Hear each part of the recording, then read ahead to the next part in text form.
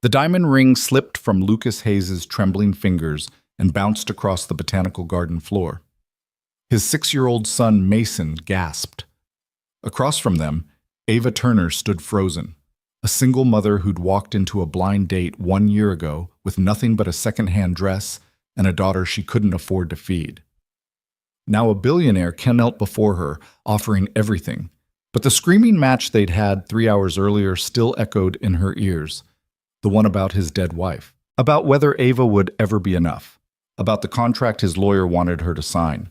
If you want to see how a blind date between a struggling single mom and a damaged billionaire turned into the messiest love story you've ever heard, stay until the end.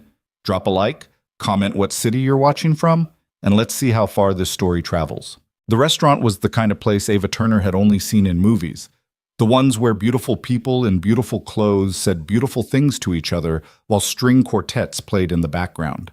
Floor-to-ceiling windows overlooked the city skyline. White marble columns stretched toward ceiling murals that probably cost more than her annual salary. Even the air smelled expensive, like imported flowers and old money. Ava stood outside the entrance, her hand gripping Sophie's small fingers so tight her daughter squirmed. "Mama, you're hurting me." "Sorry, baby." Ava loosened her grip but didn't let go. She couldn't. If she let go, she might run. Her reflection stared back at her from the polished glass doors. The dress was nice enough, a simple black number she'd found at a consignment shop for $30. It fit well, looked clean. But standing here, watching actual wealthy people glide through those doors in clothes that cost more than her rent, Ava felt like a child playing dress-up. "Why are we just standing here?" Sophie asked. She was 5 years old, small for her age, with dark curls that Ava had spent 20 minutes trying to tame into something presentable. "I'm hungry. We're waiting." For what? For courage, Ava thought. For a miracle. For her babysitter to magically uncancel, and for this whole nightmare evening to disappear. Her phone buzzed, a text from Claire, her best friend and the architect of this disaster. "Stop panicking. He's nice. I promise." Ava typed back with one hand. "I brought Sophie. Babysitter bailed." 3 dots appeared immediately. Then, "So what? If he's weird about it, he's not worth your time anyway." Easy for Claire to say. Claire didn't live in a 4th-floor walk-up with a broken elevator and neighbors who complained about every footstep. Claire didn't work 60-hour weeks at a law firm where she filed papers and made coffee, while lawyers with fancy degrees took credit for her research. Claire hadn't been abandoned by her daughter's father before Sophie was even born, left to figure out diapers and daycare and doctor visits completely alone. Claire had been married to her college sweetheart for 7 years. She had a house in the suburbs and a golden retriever and absolutely no idea what it felt like to show up to a blind date at the most expensive restaurant in the city with your kindergartner in tow because you literally had no other choice. "Mama," Sophie tugged her hand, "that man is looking at us." Ava glanced up. Through the glass, a tall man in a dark suit was indeed looking directly at them. He held the hand of a small boy, maybe 6 or 7 years old, who wore a miniature version of the same outfit. Tiny dress shirt, tiny slacks, tiny shoes that probably cost more than Ava's entire wardrobe. The man raised his hand in a small wave. Oh God, that was him. That was Lucas Hayes. Ava had Googled him, obviously. You didn't go on a blind date without doing basic reconnaissance. The searches had returned exactly what she'd expected. Lucas Hayes, 32, CEO of Hayes Technologies, estimated net worth somewhere north of $2 billion. There were photos of him at charity galas, tech conferences, ribbon-cutting ceremonies. Always in expensive suits. Always alone. Well, not always alone. There was one photo, older, grainier, of Lucas with a woman. Beautiful, blonde, smiling like she'd never known a sad day in her life. The caption identified her as Elena Hayes, past tense, Lucas's late wife. That photo had made Ava almost cancel the date. What was she supposed to do with a widowed billionaire?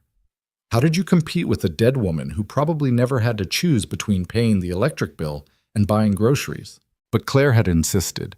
He's lonely. You're lonely. Just have dinner. Worst case, you get a free meal. Except now Ava had dragged her daughter into it, and the billionaire was watching them stand outside like idiots, and the door opened. "Hi." Lucas Hayes stood in the entrance, his son beside him. Up close, he was more real than his photos. Taller, broader shoulders.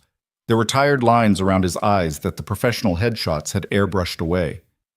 "You must be Ava." "I'm so sorry."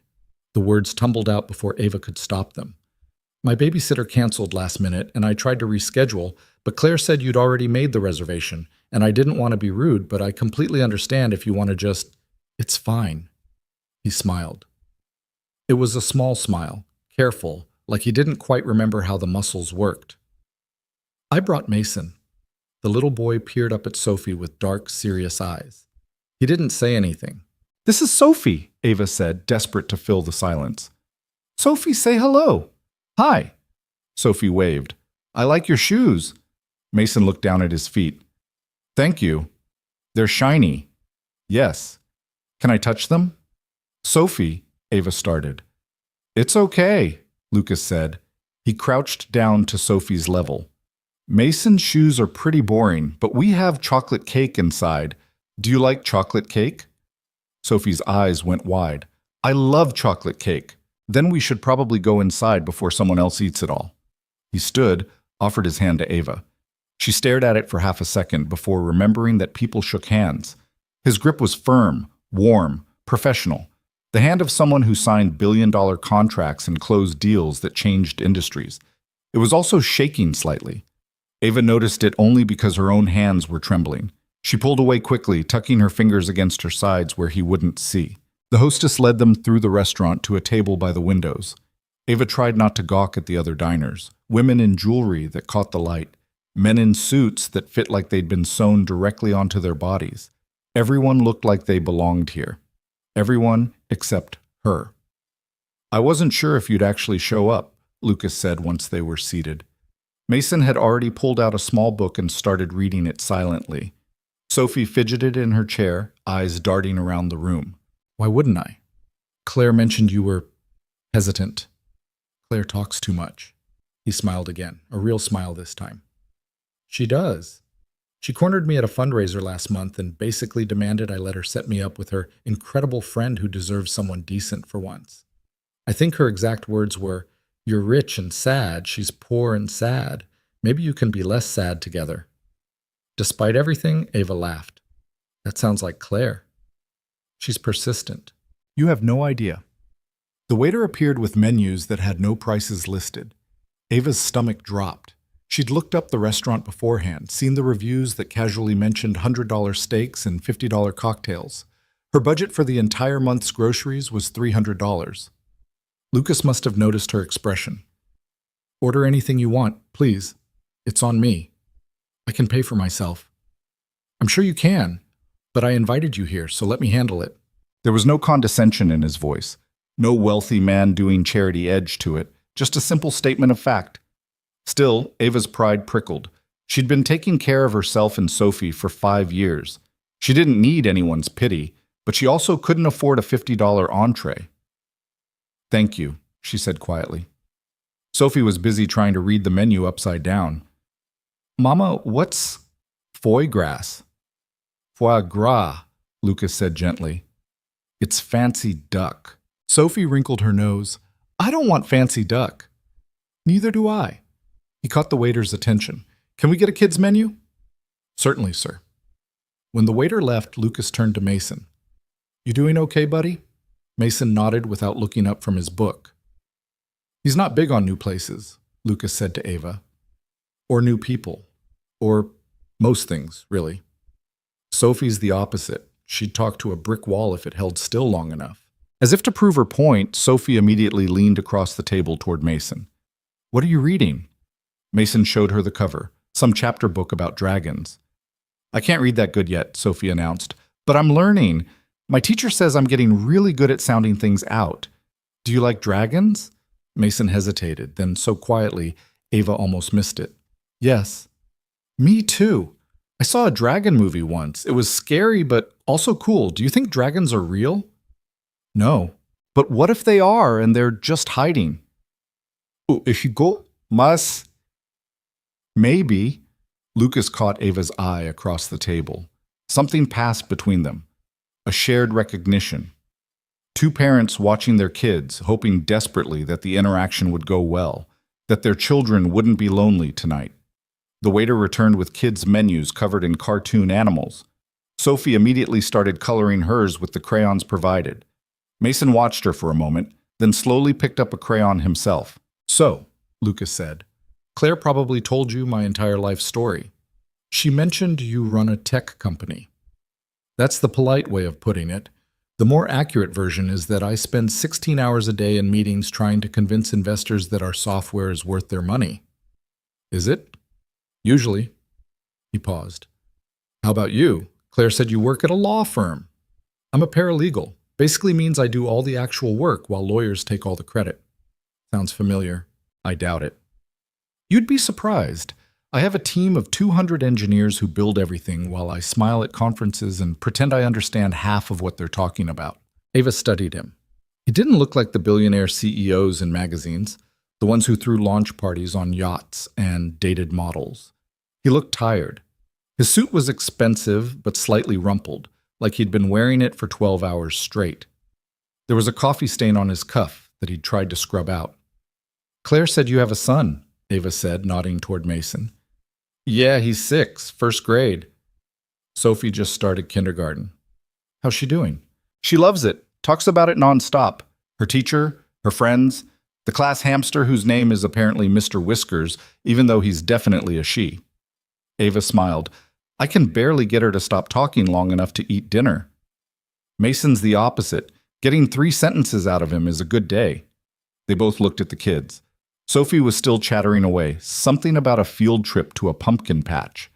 Mason listened, nodding occasionally, adding a quiet word here and there. "He likes her," Lucas said softly. "How can you tell?" "He's still sitting here. If he didn't, he'd have his face buried in that book and wouldn't come up for air until we left."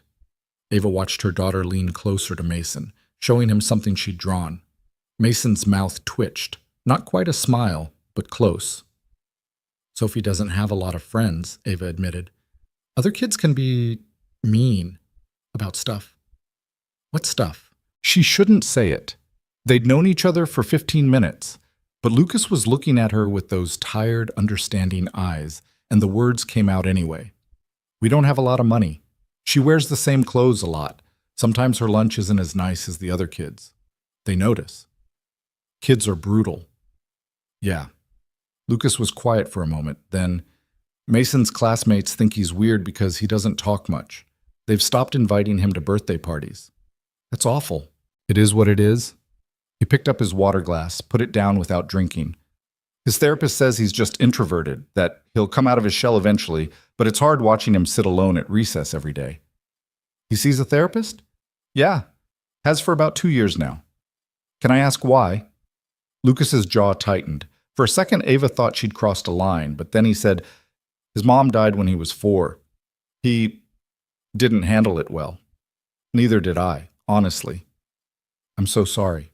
"It was a car accident, quick. She didn't suffer." He said it like he'd repeated those words 1,000 times. To himself, to Mason, to everyone who asked. Mason was in the car with her. He wasn't hurt, but he saw everything. Ava's chest constricted. Jesus. The therapist helps, some days more than others. She wanted to say something comforting, something meaningful.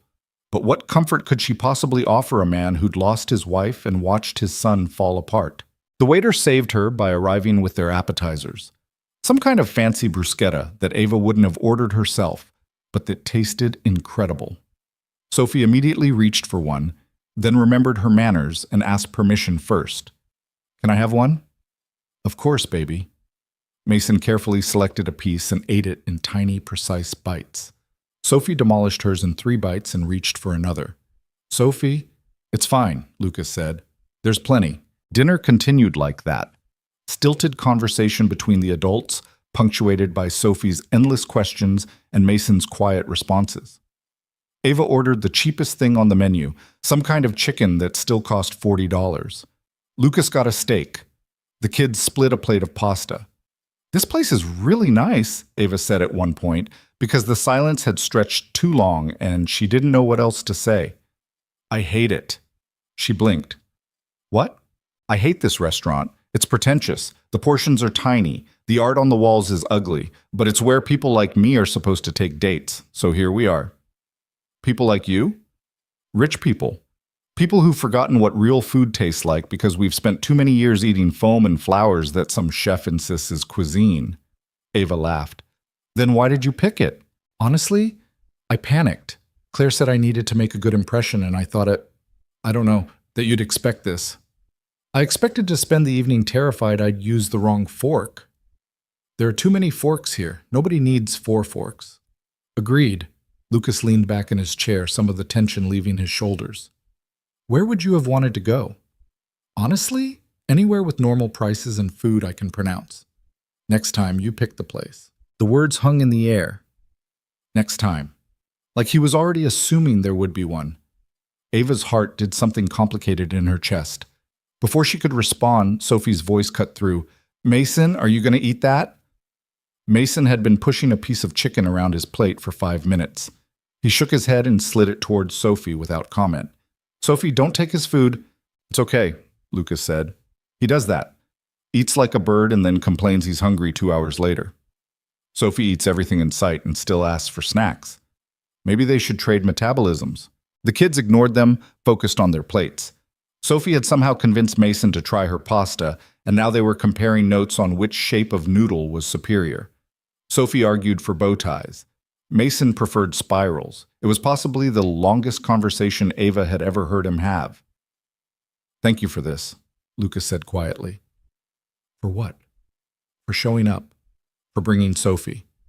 For not running away when you saw I'd brought Mason. Why would I run? Most people do. When they find out I have a kid, they disappear. It's easier to date someone without baggage. Ava snorted. If you wanted someone without baggage, you picked the wrong blind date. What's your baggage? She gestured at Sophie. Single mom, work 60 hours a week, live in an apartment where the heat barely works. Sophie's dad bailed before she was born. Haven't been on a date in 3 years because I can't afford babysitters, and I'm too tired anyway. Lucas nodded slowly. My baggage? Widowed. Work 80 hours a week. Live in a house so big I forget which rooms exist. Mason's mom is dead, which somehow feels worse than if she'd just left. Haven't been on a date in 2 years because everyone expects me to be over it by now, and I'm not. They looked at each other across the table. 2 people who had absolutely no business being on a date together. A billionaire and a paralegal. A widower and a single mom. Mason and Sophie between them, building some kind of napkin fort. We're a mess, Ava said. Complete disaster. This is probably a terrible idea. Definitely. Lucas picked up his wine glass. To terrible ideas? Ava clinked her water glass against it. To terrible ideas? The kids' chocolate cake arrived 20 minutes later. It was enormous. 3 layers, covered in ganache, topped with fresh raspberries. Sophie's eyes went wide. Mason actually smiled. Can we share? Sophie asked. You have to, Lucas said. It's too big for one person. They dug in with 2 forks, Sophie narrating every bite while Mason listened. Ava watched them and felt something dangerous bloom in her chest. Hope, maybe. Or the memory of what hope used to feel like. They're good together, Lucas said. Yeah. Mason doesn't usually warm up to people this fast. Sophie doesn't usually sit still this long. Think they'd want to do this again? Ava looked at him. Are you asking me on a second date? I'm asking if you'd want to do something less ridiculous next time. The Children's Museum is doing an exhibit on dinosaurs. Mason's obsessed with dinosaurs. We could, I don't know, not eat $40 chicken? You're a billionaire asking me to go to a children's museum. I'm a dad asking if your daughter wants to see dinosaurs with my son. It was a good answer, the right answer. But Ava's instincts were screaming at her to be careful. Men didn't just offer second dates without wanting something. And billionaires definitely didn't date broke single moms without expecting what? What did Lucas Hayes want from her? I need to think about it, she said. Okay. It's not you. I have to be careful. For Sophie. I understand. Do you? Lucas's eyes were steady on hers. My son has already lost one person he loved. I won't let him get attached to someone who's going to disappear. So yeah, I understand. The waiter brought the check. Lucas paid without looking at it, probably charged more for this single meal than Ava spent on groceries in a month. They gathered their things, Sophie's crayons, Mason's book, Ava's purse that was definitely a knockoff, but hopefully passed in the low light. Outside, the city sparkled. Cars honked. People walked past in their expensive clothes, heading to their expensive lives. Lucas's driver pulled up. An actual driver in an actual town car. Of course. "Can we give you a ride?" Lucas asked. "We're fine." "Ava, we take the bus. It's not a big deal." He looked like he wanted to argue, but Sophie was already tugging Ava toward the bus stop, chattering about Mason and chocolate cake and dinosaurs. And Lucas just stood there with his quiet son and his expensive car. "Text me," he called. "About the museum." Ava nodded but didn't promise anything. The bus was late. Sophie fell asleep against Ava's shoulder before they'd gone 3 blocks. Ava stared out the window at the city sliding past and tried not to think about the way Lucas had looked at her, like she was something other than a struggling single mom in a second-hand dress. Her phone buzzed. A text from an unknown number. "Thanks for tonight. Mason hasn't stopped talking about Sophie." Lucas. Then another. "That's a lie. He said maybe 6 words, but they were all about Sophie, so I'm counting it as progress." Ava smiled despite herself. She typed back, "Sophie hasn't stopped talking either. Apparently Mason is the nicest boy in the whole world." 3 dots appeared. Then, "He said Sophie is funny." For Mason, that's basically a marriage proposal. Slow down. They just met. Fair. How about we aim for a second play date before we start planning weddings? "You mean the museum?"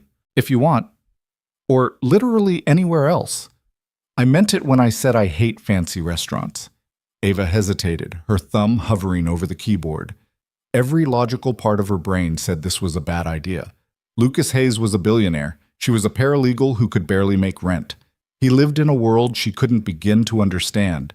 This would never work. But Sophie was asleep on her shoulder, smiling in her dreams.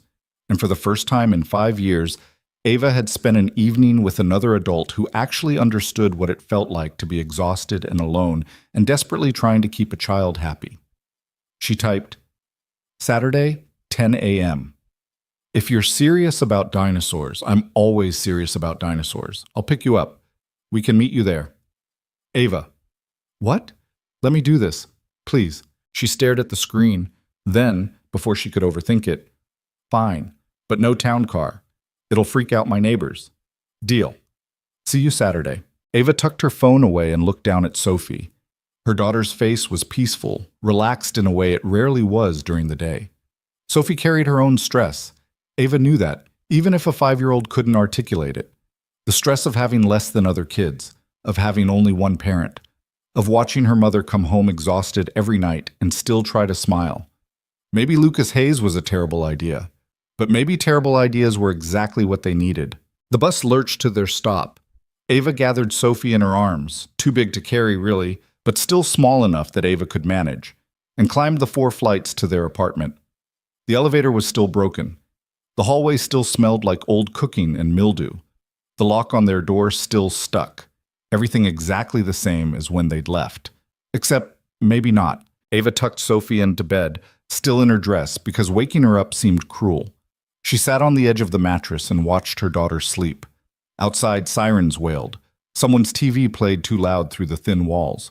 The radiator clanked and hissed. This was her life, this apartment, this job, this constant scramble to make ends meet. But tonight, for a few hours, she'd sat in a restaurant where the silverware was heavy and real. She'd talked to a man who looked at her like she mattered. She'd watched Sophie make a friend. It didn't fix anything. Didn't change the bills piled on the counter, or the fact that her work shoes were falling apart, or that she'd have to tell Sophie no when she asked for new crayons next week. But it was something. Ava's phone lit up with one more text from Lucas. "I had a good time tonight, despite the terrible restaurant and my complete lack of social skills." She smiled and typed back, "Your social skills aren't that bad. Mason says I'm awkward. Mason's 6. He's perceptive. So is Sophie. She said you're nice. Just nice?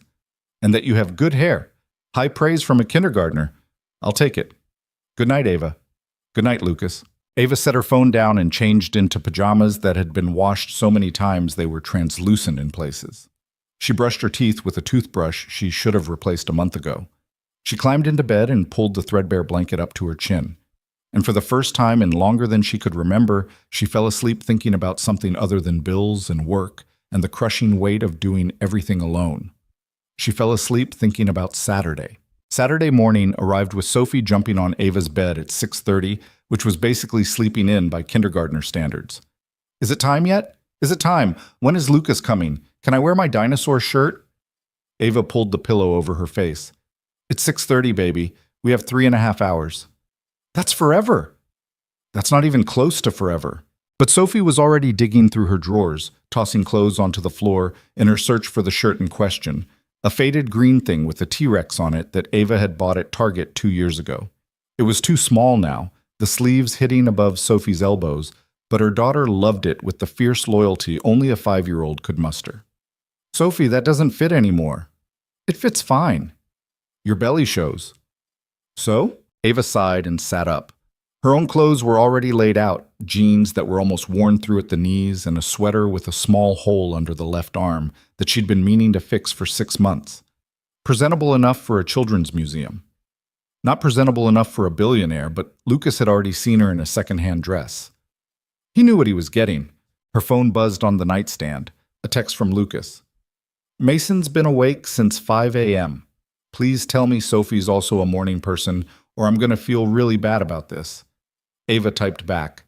"She's been awake for an hour, currently destroying her room looking for a dinosaur shirt. Mason's wearing his dinosaur shirt too. They're going to be twins. That's actually kind of adorable. Don't tell Mason. He'll get self-conscious and change." Ava smiled and set the phone down, then picked it up again, then set it down. She'd been doing this all week, checking for messages, overanalyzing his responses, wondering what the hell she was doing. Claire had called on Sunday, demanding details. "So? How was it?" "Fine." "Fine? That's it?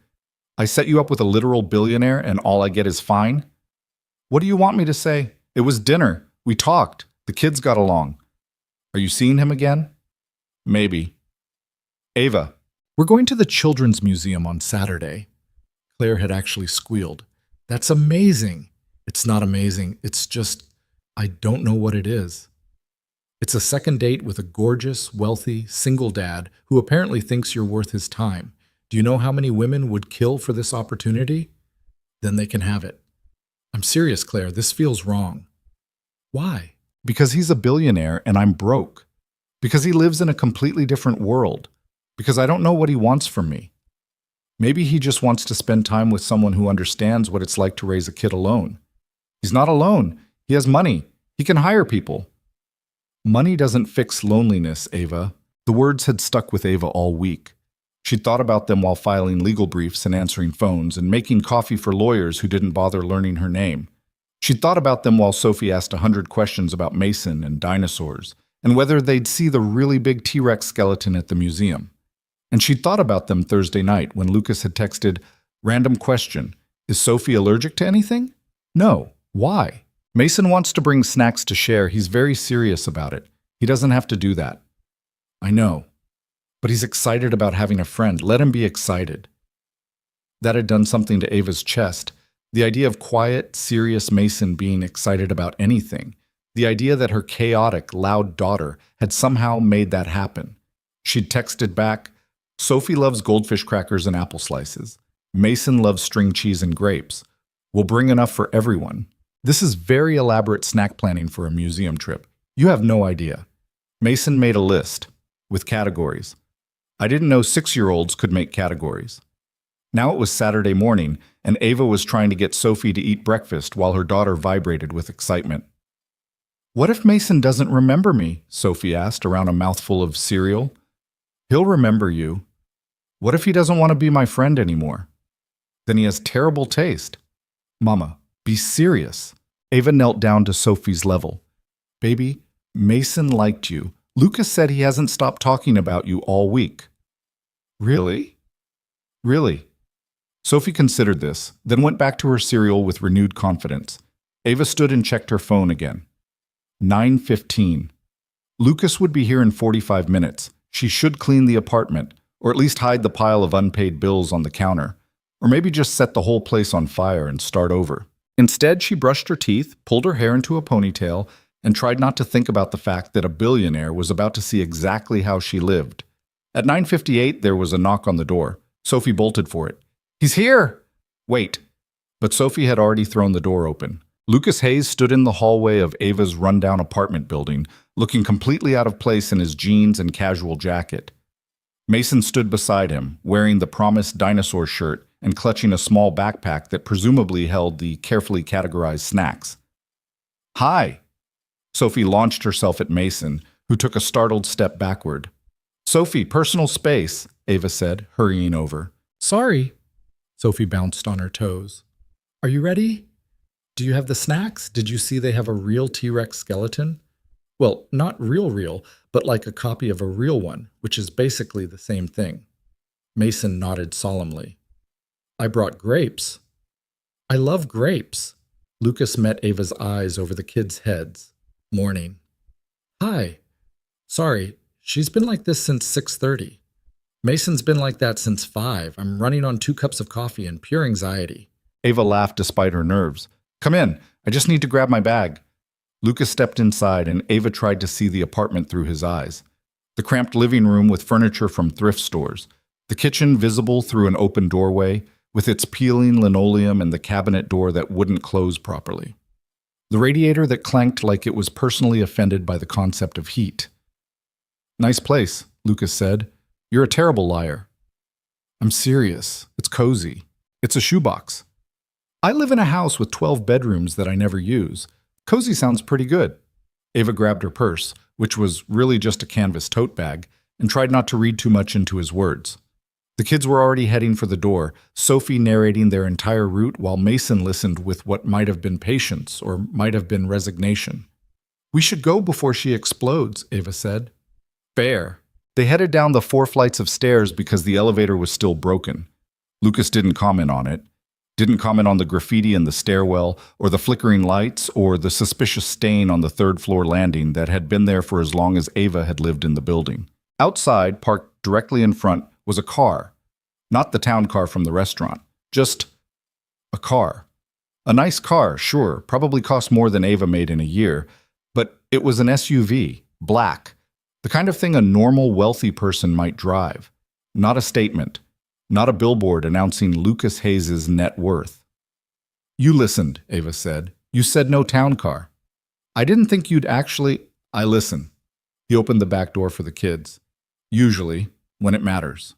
Mason and Sophie climbed in, already deep in conversation about which dinosaur was the best. Sophie argued for T-Rex. Mason made a compelling case for Triceratops. Lucas held the passenger door open for Ava. She slid in, hyper-aware of the leather seats and the new car smell, and the fact that this vehicle was cleaner than her entire apartment. The drive to the museum took 20 minutes. Lucas kept the radio on low, some classical station that Ava would never have chosen, but that wasn't terrible. In the back seat, the kids had moved on from dinosaurs to a detailed discussion of their favorite colors. "Why do you like purple?" Mason asked. "Because it's pretty. Why do you like blue?" "It's calming." "What's calming mean?" "It means it makes you feel quiet inside." Sophie thought about this. "I don't like feeling quiet inside. That's boring." "I like boring." "That's weird." "You're weird." "No, you're weird." They both giggled, actual giggling. Ava glanced at Lucas, who was smiling at the road. "Is this what having 2 kids is like?" she asked quietly. "I have no idea. But it's better than 1 kid sitting in silence for 20 minutes. The museum was already crowded when they arrived. Families everywhere, kids running in every direction, parents looking exhausted before the day had even really started. Lucas paid for their tickets without making a production of it, just handed over his credit card like it was nothing. Because to him, it was nothing. $40 for museum admission probably didn't even register. Ava tried not to think about the fact that $40 was groceries for 3 days. The dinosaur exhibit was on the 2nd floor. They had to physically restrain Sophie from sprinting up the stairs. Mason walked carefully, one hand gripping the railing, the other clutching his backpack of snacks like it held state secrets. "Has he always been this careful?" Ava asked Lucas. "Since the accident. He doesn't trust things to stay stable." "That's heartbreaking." "It's survival." Lucas watched his son climb the stairs with painful precision. His therapist says he's doing better, that he's learning to trust the world again. But some days I wonder if I'm doing everything wrong. You're not. How do you know? Because you're here. Because you noticed he needed a friend. Because you're trying. Lucas looked at her for a long moment. You make it sound simple. It's not, but it's not complicated either. You show up. That's most of it. They reached the second floor. The dinosaur exhibit stretched out before them, massive skeletons suspended from the ceiling, interactive displays, wall panels with more information than any child could possibly absorb. Sophie's eyes went wide. It's so big. Mason nodded, equally awed. That's a Brachiosaurus. How do you know? I read about it. See the long neck? That's how they ate leaves from tall trees. That's so cool. They took off together, weaving through the crowd toward the first skeleton. Lucas and Ava followed at a slower pace, keeping them in sight but giving them space. He knows a lot about dinosaurs, Ava said. It's his thing. He has encyclopedias memorized. Ask him anything about the Cretaceous period and he'll talk for an hour. Sophie's thing is asking questions. About everything, all the time. I don't think she's been quiet for more than 5 minutes in her entire life. They balance each other out. Yeah. They walk through the exhibit, the kids darting from display to display. Mason explained facts in his quiet, serious voice. Sophie responded with enthusiasm and more questions than any one person should be able to generate. They shared the snacks Mason had packed, sitting on a bench beneath a stegosaurus and munching on grapes and goldfish crackers like they'd been friends for years instead of a week. This was a good idea, Ava said. Lucas smiled. Which part? The museum or the terrible blind date that led to the museum? Both, maybe. Claire's going to be insufferable when she finds out this is working. Is it working? He looked at her. I think so. Is it? Ava watched Sophie lean against Mason, pointing at something in the guidebook he'd brought. Watched her daughter's face light up with genuine happiness. When was the last time Sophie had looked that comfortable with anyone? Yeah, Ava said softly. I think it is. They spent 3 hours in the museum.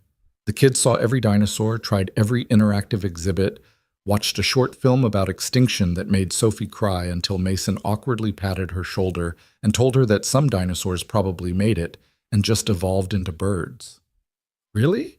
Sophie sniffled. Really? Chickens are basically tiny dinosaurs. That makes me feel better. By the time they left, both kids were exhausted. Sophie fell asleep in the car within 5 minutes. Mason lasted 10 before his head drooped against the window. That was faster than I expected, Lucas said. Sophie never naps. This is a miracle. Should we wake them when we get to your place? Ava glanced back at her daughter. Give her 5 more minutes. She'll be a nightmare if we wake her too soon. Lucas nodded and kept driving, but instead of heading back toward Ava's apartment, he took a different route. Where are we going? Nowhere specific, just driving. Is that okay? It should have been weird, should have set off alarm bells, but the car was warm and the kids were asleep, and Ava was more relaxed than she'd been in months. It's okay, she said. They drove through the city in comfortable silence, past parks and coffee shops and the kinds of neighborhoods Ava couldn't afford to live in. Lucas didn't try to fill the quiet with conversation, just drove, occasionally checking the rearview mirror to look at Mason. Can I ask you something? Ava said eventually. Sure. Why did you say yes? To the blind date? Lucas was quiet for a moment. Claire ambushed me at a fundraiser, cornered me by the bar, and started talking about her friend who worked too hard and deserved someone decent. I tried to brush her off, but she was persistent. That's Claire. She said you'd probably say no, that you didn't trust people easily, especially men, that you'd been on your own for so long you'd forgotten how to let anyone help. Ava's chest tightened. She said that? She loves you. It was obvious. She wanted you to be happy. And you just agreed? Not at first. I gave her every excuse. Too busy, not ready. Mason wouldn't handle it well. But she looked me in the eye and said, You're lonely. She's lonely. Maybe you can figure it out together. Lucas smiled slightly.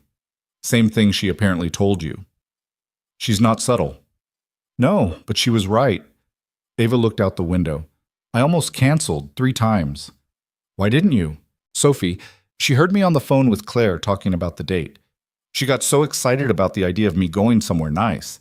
Picked out my dress, helped me with my hair. I couldn't disappoint her.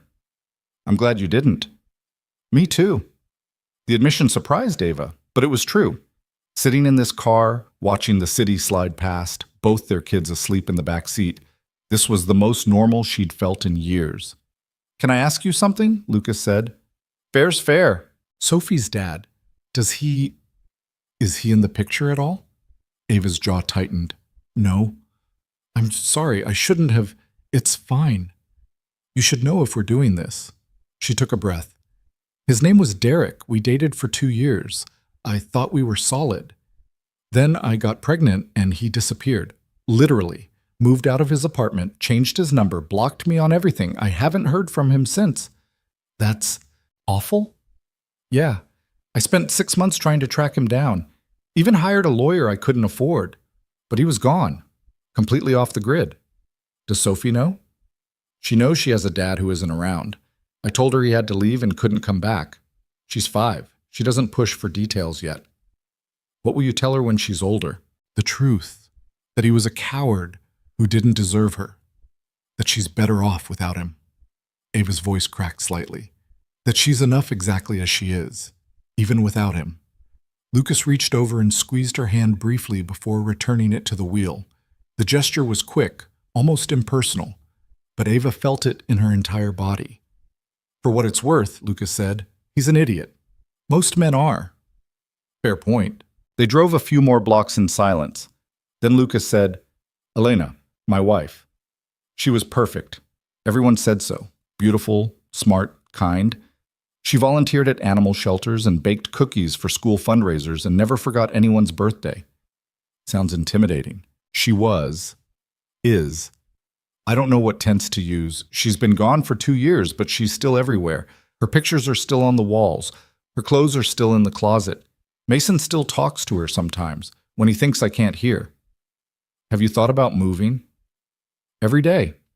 But Mason's therapist says stability is important, that too much change will set him back. What do you want? The question seemed to surprise Lucas. He frowned, considering. I don't know. I've spent 2 years doing what's best for Mason. What I want doesn't really factor in. That's not sustainable. You're one to talk. When was the last time you did something just for yourself? Ava opened her mouth, closed it. Okay, fair. We're both a mess, complete disasters. And somehow we're responsible for raising tiny humans. Terrifying, isn't it? Lucas laughed. It was a real laugh, not the polite chuckle from the restaurant. Absolutely terrifying. In the back seat, Sophie stirred. Mama? Right here, baby. Are we home? Almost. Go back to sleep. But Sophie was already awake, blinking at the unfamiliar streets. Where are we? Just driving, Lucas said. Your mom said you needed a few more minutes. Sophie yawned. Is Mason still asleep? Yes. He's a good sleeper. I'm not a good sleeper. Mama says I fight bedtime like it's trying to kill me. Bedtime is boring, Lucas said seriously. I don't blame you for fighting it. Sophie grinned. See, Mama? Lucas understands. Lucas is not helping, Ava said. I'm being honest. You're being difficult. That too. Sophie giggled and Lucas caught Ava's eye, smiling. Something passed between them. Some understanding that this easy banter, this comfortable teasing, was the kind of thing that could become dangerous if they weren't careful, because it felt too good, too natural, too much like something Ava couldn't afford to lose. Lucas pulled up in front of Ava's building 20 minutes later. Mason woke up as the car stopped, disoriented and cranky until he saw where they were. We're at Sophie's house, he said, like he was cataloging a fact. We are, Lucas confirmed. Can I come back? The question was so quiet, Ava almost missed it. Lucas clearly heard it, though, because his hands tightened on the steering wheel. Do you want to come back? He asked his son. Mason nodded. Then we'll figure it out. Sophie was already unbuckling her seatbelt. Can Mason come to my house next time? We have a park across the street. It's not fancy, but it has swings. Ava glanced at Lucas, expecting him to make an excuse. Rich people didn't bring their kids to rundown parks in bad neighborhoods. But Lucas just said, that sounds great. When? Really? Why not? Because there were about 50 reasons why not. Because Lucas lived in a mansion and Ava lived in a fourth-floor walk-up. Because Mason probably had playdates at country clubs and private playgrounds. Because this whole thing was insane. But Sophie was looking at her with those huge, hopeful eyes, and Mason was watching them both with the first real animation Ava had seen from him, and Lucas was waiting for an answer. "Next Saturday," Ava heard herself say. "If it's not raining." "Perfect," Lucas smiled. "We'll bring lunch." "You don't have to." "We're bringing lunch." Mason's already planning the menu in his head. I can tell. Mason nodded seriously. "Sandwiches and chips and juice boxes." "Very thorough," Ava said. They got out of the car. Sophie hugged Mason goodbye, who tolerated it with only minimal awkwardness. Lucas walked Ava to the building entrance. "Thanks for today," he said. "I should be thanking you. You paid for everything." "Stop doing that." "Doing what?" "Keeping score. It's not a transaction." "Then what is it?" Lucas looked at her, his expression unreadable. "I don't know yet, but I'd like to find out." Before Ava could respond, he turned and headed back to the car. She watched him drive away, Sophie chattering beside her about dinosaurs and museums and whether Mason liked pizza because they should definitely have pizza next time. Upstairs, the apartment felt smaller than usual, quieter.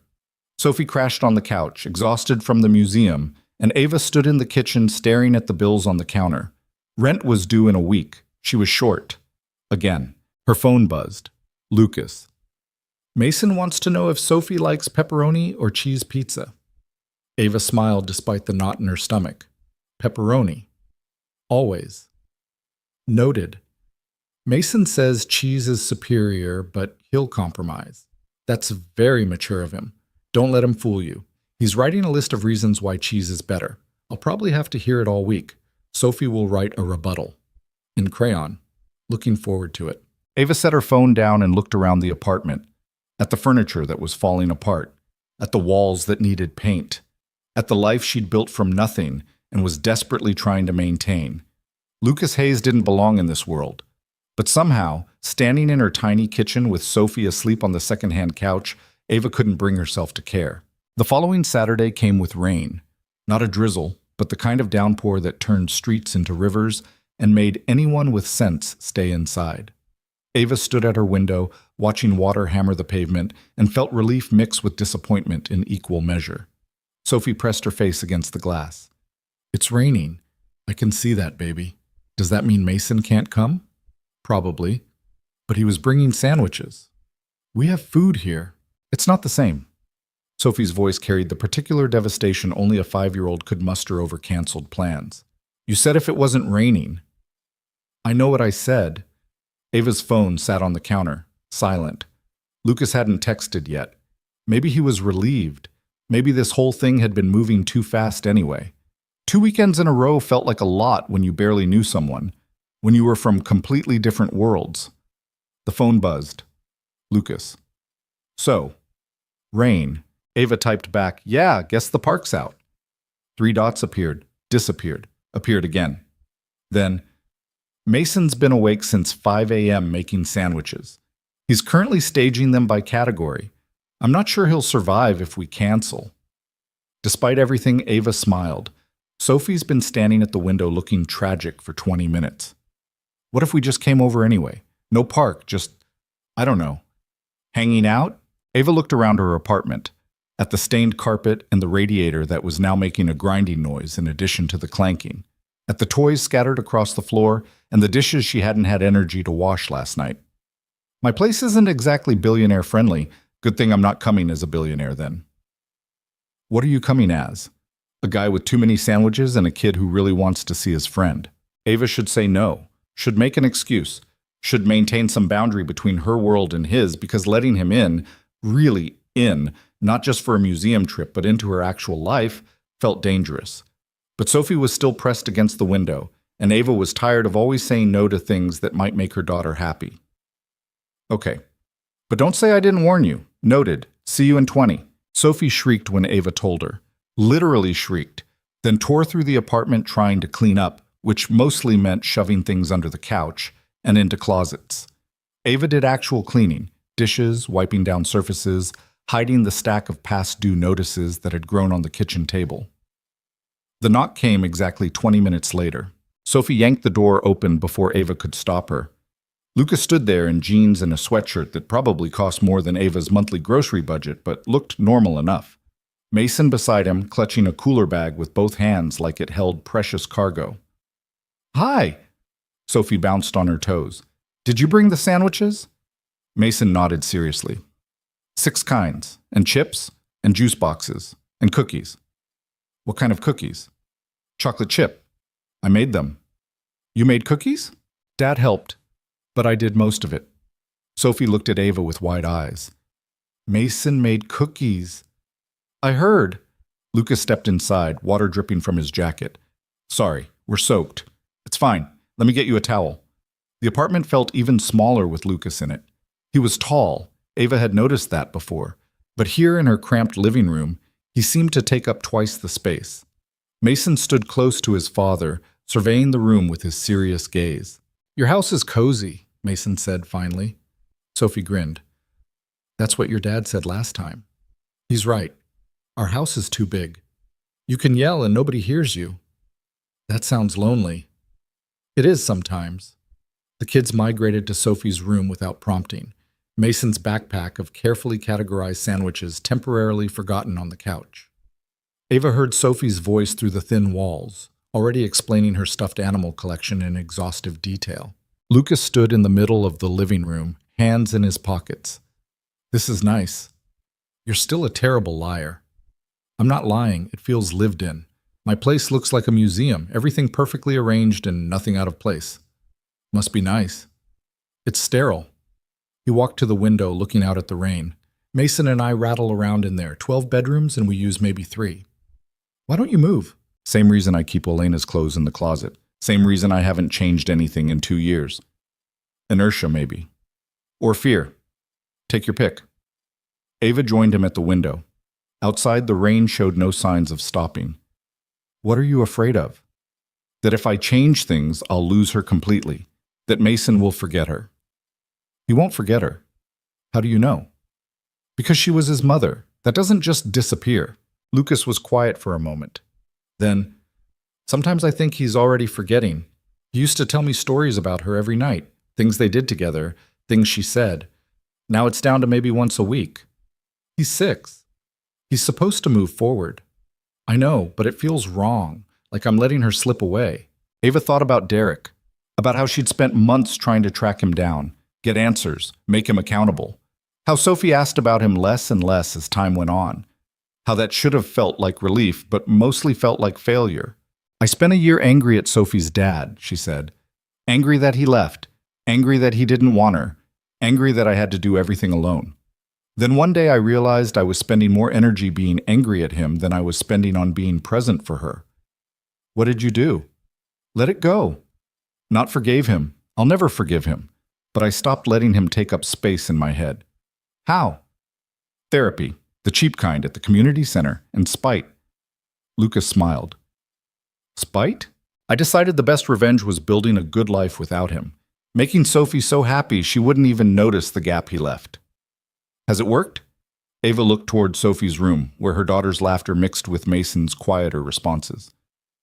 "Most days." They stood at the window in comfortable silence.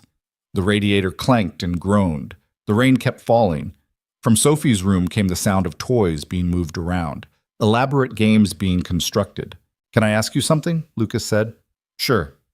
"That first night, at the restaurant, you almost left, didn't you?" Ava nodded.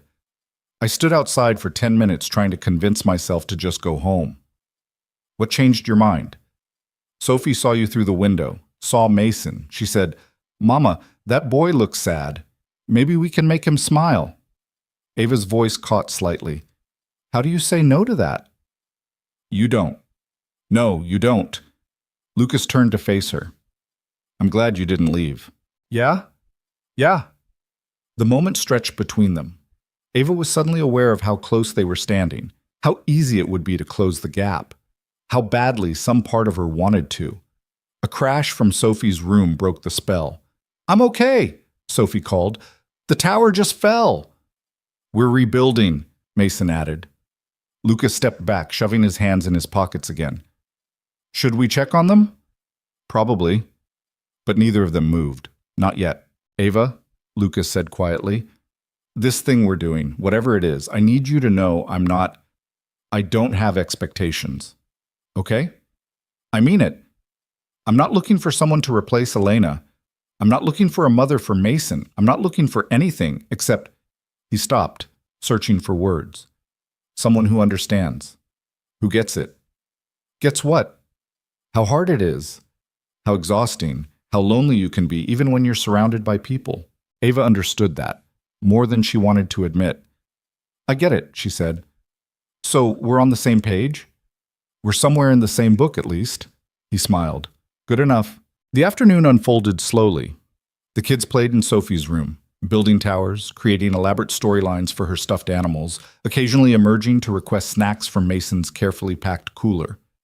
Lucas and Ava migrated to the kitchen table, talking in fits and starts about nothing particularly important. Work, the city, the weather. Safe topics that didn't require vulnerability.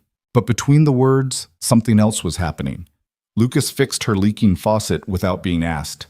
Ava didn't protest. He noticed the crack in her window frame and asked if she'd told her landlord.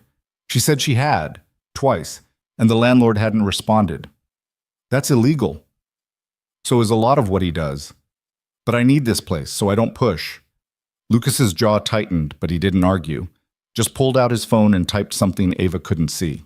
Around 2, they finally broke out Mason's sandwiches. The kids had specific opinions about every variety. Sophie preferred turkey and cheese. Mason lobbied hard for peanut butter and jelly. They compromised by trying everything and ranking them by committee. This is very serious business, Ava observed.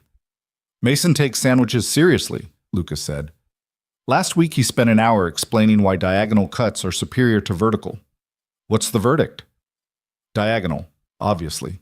Sophie nodded sagely. The triangle shape makes it taste better. That's not scientifically possible, Ava said. But it's true, Sophie insisted. Mason backed her up with surprising passion. The shape changes how your mouth interacts with the sandwich. It's basic geometry. Lucas caught Ava's eye. 6 years old and citing geometry. Sophie thinks the alphabet is too many letters. They balance out. After lunch, the kids wanted to watch a movie. Ava's TV was small and old, the picture slightly fuzzy, but neither child complained. They settled on the couch with Mason's cookies. Sophie pressed against his side like they'd been friends for years instead of weeks. Lucas and Ava retreated to the kitchen, ostensibly to clean up, but really just to give the kids space. They're good together, Lucas said, watching them through the doorway. Yeah, Mason hasn't had a friend in a long time. I mean, he has classmates, but not someone he actually likes. Sophie's the same. Other kids think she's too much, too loud, too energetic, too many questions. Mason probably thinks that too, but he likes it anyway. Ava smiled. Sophie thinks Mason's mysterious, like a puzzle she gets to solve. She might be waiting a while. I've been trying to solve him for 6 years. They washed dishes that didn't need washing, put away food that was already put away. Anything to keep their hands busy and avoid the fact that this quiet domestic scene felt dangerously comfortable. I should probably tell you something, Lucas said eventually. Ava tensed. Here it was, the catch, the revelation that would make this whole thing make sense. He was moving. He was getting back together with someone. He'd realized this was a mistake. Okay, my team found out about you, about us, about the dates. How? Doesn't matter, but they're concerned. Why? Because I'm a billionaire and you're not. Because any relationship I have is potentially exploitable. Because they think you might be after my money. The words hit like a slap. Ava set down the dish she was holding carefully, not trusting herself to hold on to it. And what do you think? I think they're paranoid. I think they're paid to see threats everywhere. I think... He stopped, ran a hand through his hair. I think I don't care what they think. That's nice, but they clearly care enough to investigate me. They didn't investigate you. Then how did they find out?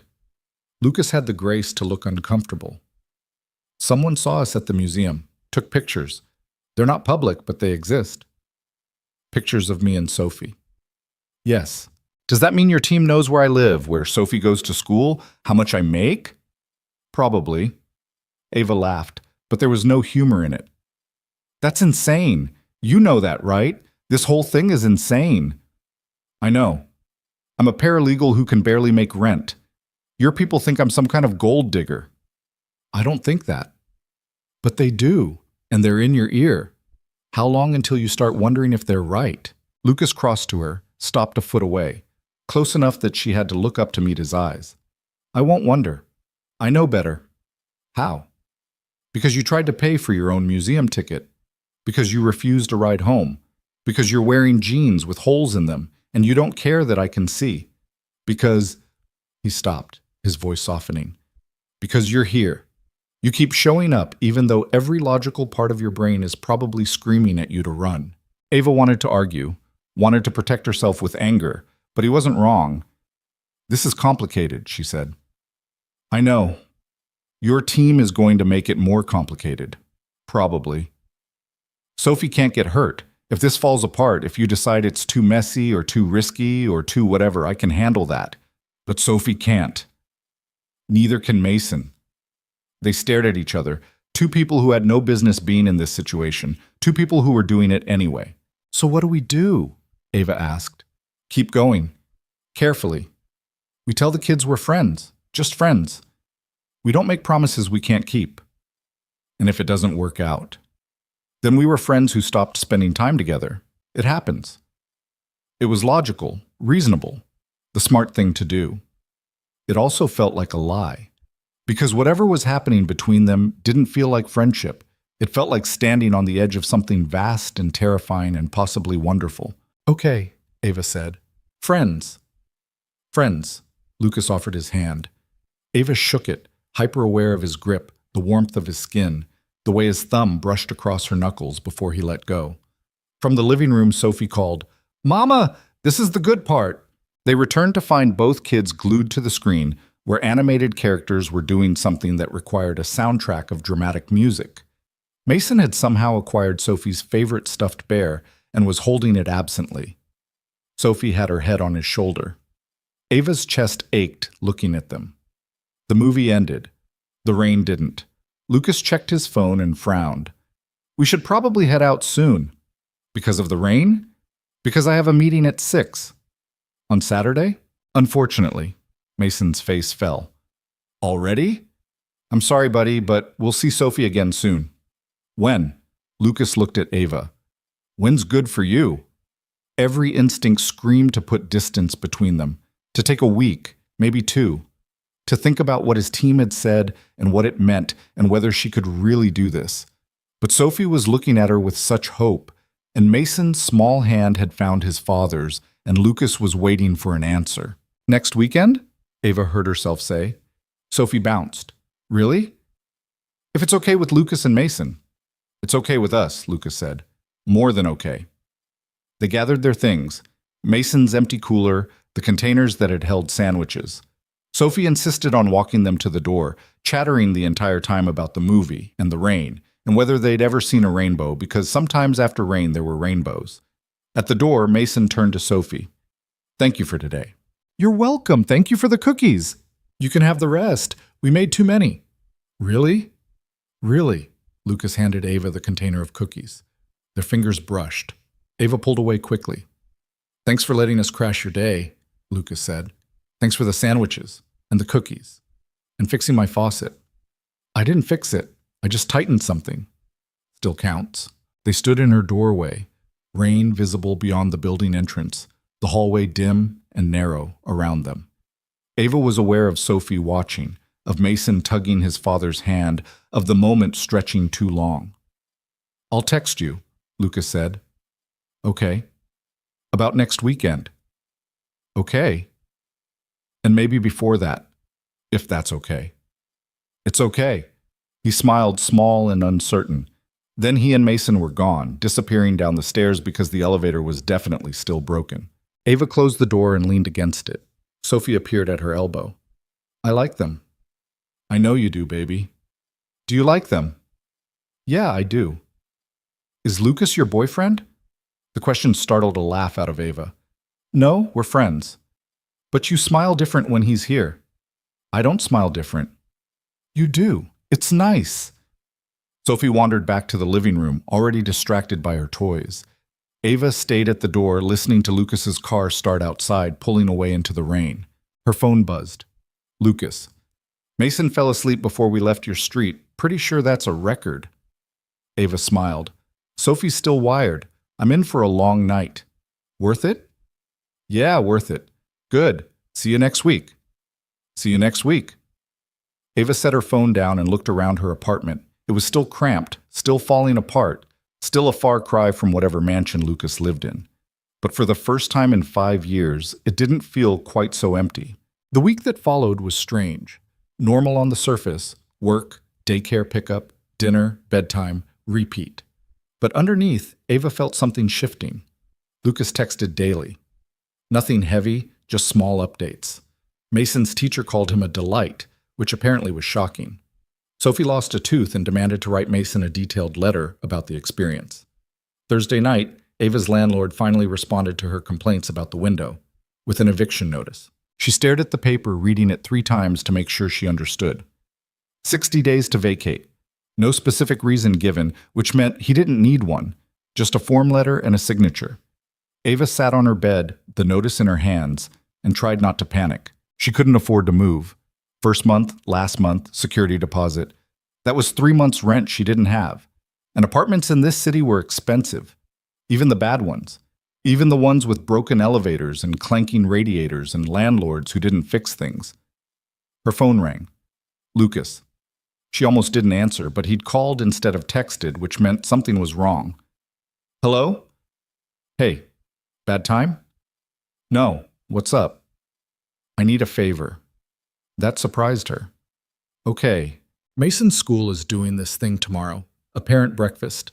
I forgot about it until his teacher just emailed me, and I have a meeting I can't move. You want me to go? If you can. I know it's short notice, I know it's weird, but Mason specifically asked if you could come, and I don't know how to say no to him when he actually asks for things. Ava looked at the eviction notice, at her cramped apartment that wouldn't be hers much longer, at the life she'd built that was crumbling faster than she could shore it up. What time? She asked. 8. I'll text you the address. And Ava? Yeah? Thank you. She hung up and stared at the eviction notice for another minute. Then she folded it carefully, put it in her desk drawer, and went to check if she had anything clean to wear to a school breakfast at whatever expensive private school Mason probably attended. Tomorrow's problems could wait. Tonight, she had to figure out how to be present for a 6-year-old who'd specifically asked for her, even if her own life was falling apart. Mason's school looked exactly like Ava expected a school for rich kids to look. Brick facade, manicured lawn, a sign out front that said Crestwood Academy in letters that probably cost more than her car. She stood outside the entrance Friday morning, wearing her one decent blouse and pants she'd ironed twice, feeling like an imposter. Her phone buzzed. Lucas. You there? Outside. Trying to work up the courage to go in. Why do you need courage? It's just a breakfast.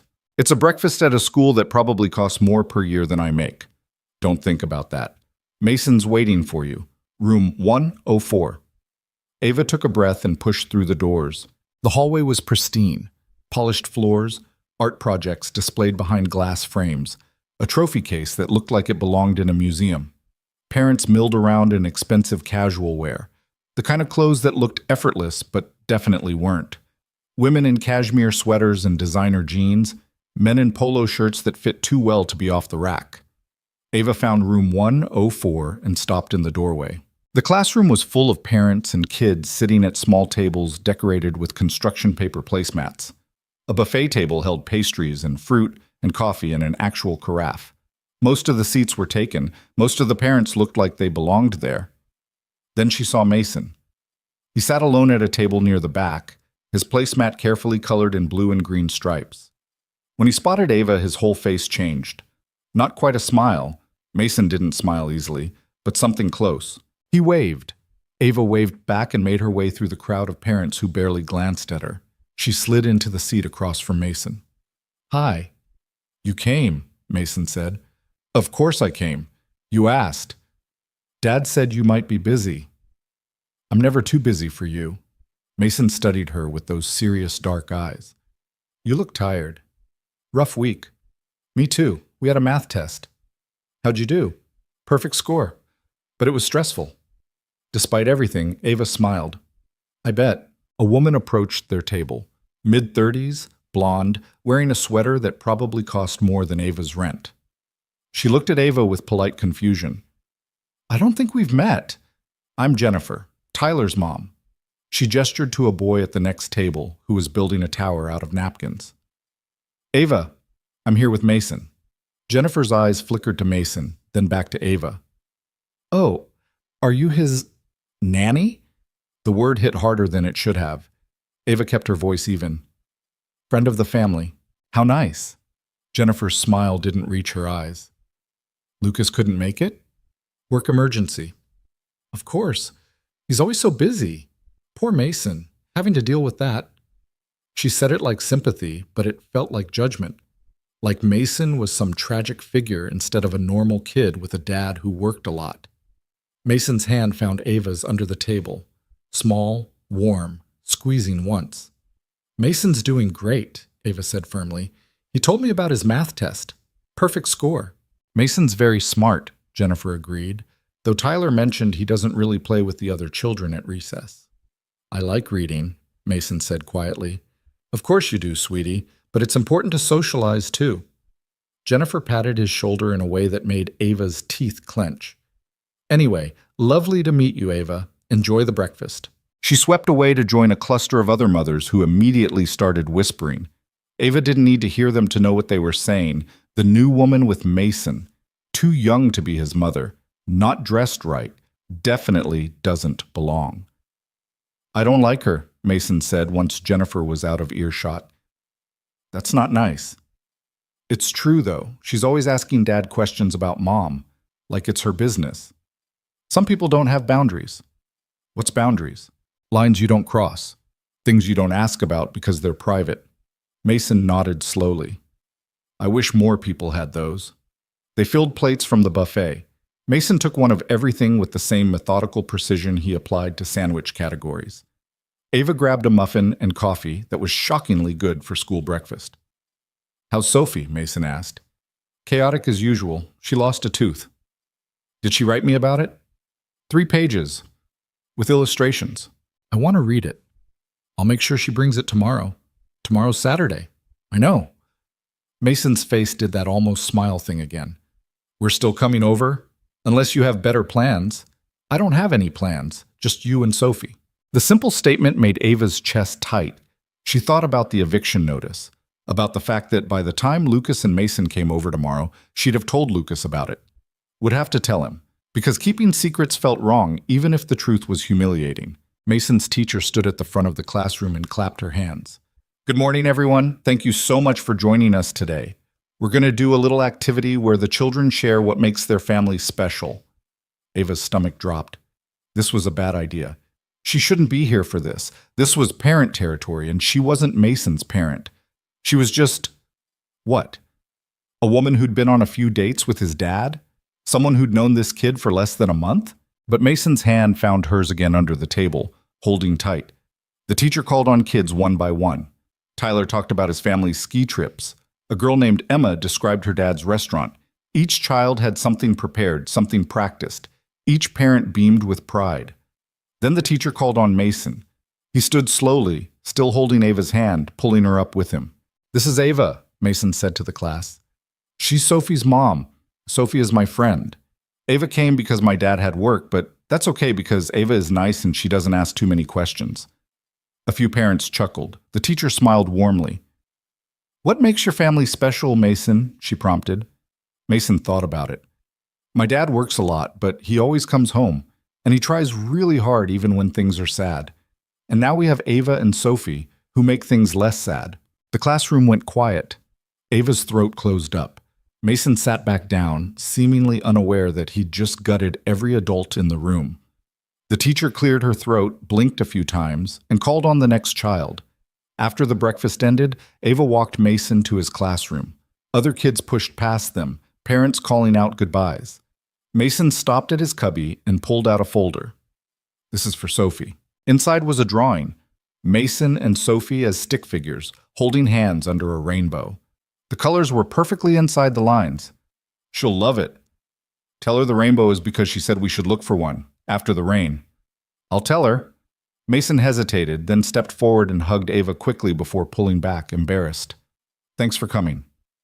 Any time, Mason, I mean that. She waited until he was safely in his classroom before heading back to her car. In the parking lot, she sat behind the wheel and let herself feel everything she'd been holding back. The weight of Mason's small hand in hers, the way he'd called her and Sophie part of what made his family special, the eviction notice waiting at home. Her phone rang. Lucas. How'd it go? Fine. That doesn't sound fine. Mason did great. He's a good kid. But, Ava closed her eyes. I need to tell you something. Okay. Not over the phone. Tomorrow. When you come over. Ava, you're scaring me. It's nothing about us, or the kids. It's just, I'm dealing with something and you should know about it. Lucas was quiet for a moment. Do you need help? I don't know yet. If you need help, I can... Lucas, please. Tomorrow. Okay. Tomorrow. He paused. Mason texted me. He used complete sentences. About you. Despite everything, Ava smiled. What'd he say? That you came. That you held his hand. That you're nice. Lucas's voice softened. He doesn't say things like that about people. Ever. He's easy to be nice to. Not according to Jennifer Morrison, who apparently cornered you. She was fine. She asked if you were the nanny. How did you... Mason told me. In detail. Including the part where she was rude and nosy. He said that? Direct quote. I'm weirdly proud. Ava laughed, surprising herself. Your kid has good instincts. He likes you. That's all the instinct I need. They said goodbye, and Ava drove home through morning traffic. The apartment felt smaller when she walked in. The eviction notice was still in her desk drawer. She had 60 days. 60 days to find a new place, come up with thousands of dollars she didn't have, and figure out how to tell Sophie they were moving. She picked up her phone and called Claire. I'm getting evicted. Claire swore. When? 60 days. Why? Landlord didn't say. Probably because I complained about the window. That's illegal. So is half of what he does. Doesn't matter, I can't afford a lawyer. What are you going to do? I don't know. I'm looking at places, but everything's too expensive. Have you told Lucas? Not yet. Ava, I'm telling him tomorrow. I just need to figure out how to say it without sounding like I'm asking for money. Maybe he could help. No. Why not? Because his team already thinks I'm after his money. Because accepting help makes this something it's not. Because... Ava stopped. Because I've been doing this on my own for 5 years and I don't know how to stop. Claire was quiet. Then, you know it's okay to let people help you, right? Is it? Yeah, Ava, it is. After they hung up, Ava spent the rest of the day applying for apartments she couldn't afford. Every application required proof of income, references, fees. Every application was a reminder of exactly how little she had. By the time she picked up Sophie from daycare, she had a headache and a growing sense of panic she couldn't quite suppress. Sophie chattered the whole way home about her day. Something about a class hamster, a boy who'd eaten paste, and a new song they were learning. Ava made appropriate noises in the right places, but her mind was elsewhere. That night, after Sophie was asleep, Ava sat at her kitchen table and made lists. Things to do. Places to look. Numbers that didn't add up no matter how many times she rearranged them. Her phone lit up with a text from Lucas. Mason drew you a picture. He made me promise to bring it tomorrow. He gave me one for Sophie. She hasn't stopped looking at it. They're good for each other. Yeah. You okay? You seemed off earlier. Just tired. I'll explain tomorrow. Okay. Get some sleep. You too. But Ava didn't sleep. She lay in bed listening to the radiator clank and the neighbors argue through thin walls and the sirens that never seemed to stop. She thought about Mason's hand in hers, about Lucas fixing her faucet without being asked, about the life she'd built that was crumbling faster than she could hold it together. Saturday morning arrived too fast. Sophie woke up early, already planning the day. Can we go to the park? Can Mason push me on the swings? Can we show them the good slide? We'll see how the weather is. It's not raining. Not yet. But the sky was clear when Lucas and Mason arrived at 10. Mason had his backpack of essentials, snacks, juice boxes, the picture he'd drawn. Lucas carried a bag Ava hadn't seen before. What's that? Mason insisted we bring lunch. Again, he's worried you don't have enough food. I have food. He's 6. Logic doesn't work. The kids immediately disappeared to Sophie's room. Lucas set the bag on the counter and turned to Ava. Okay, talk to me. Ava pulled the eviction notice from her desk drawer and handed it to him. Lucas read it once, then again. His jaw tightened with each word. When did you get this? Thursday. And you didn't tell me? I'm telling you now. Ava, please don't make this into something it's not. This is your landlord illegally evicting you for reporting safety violations. That's exactly what this is. I can't prove it's illegal, and I can't afford a lawyer even if I could. Lucas set the notice down carefully. How much do you need? For what?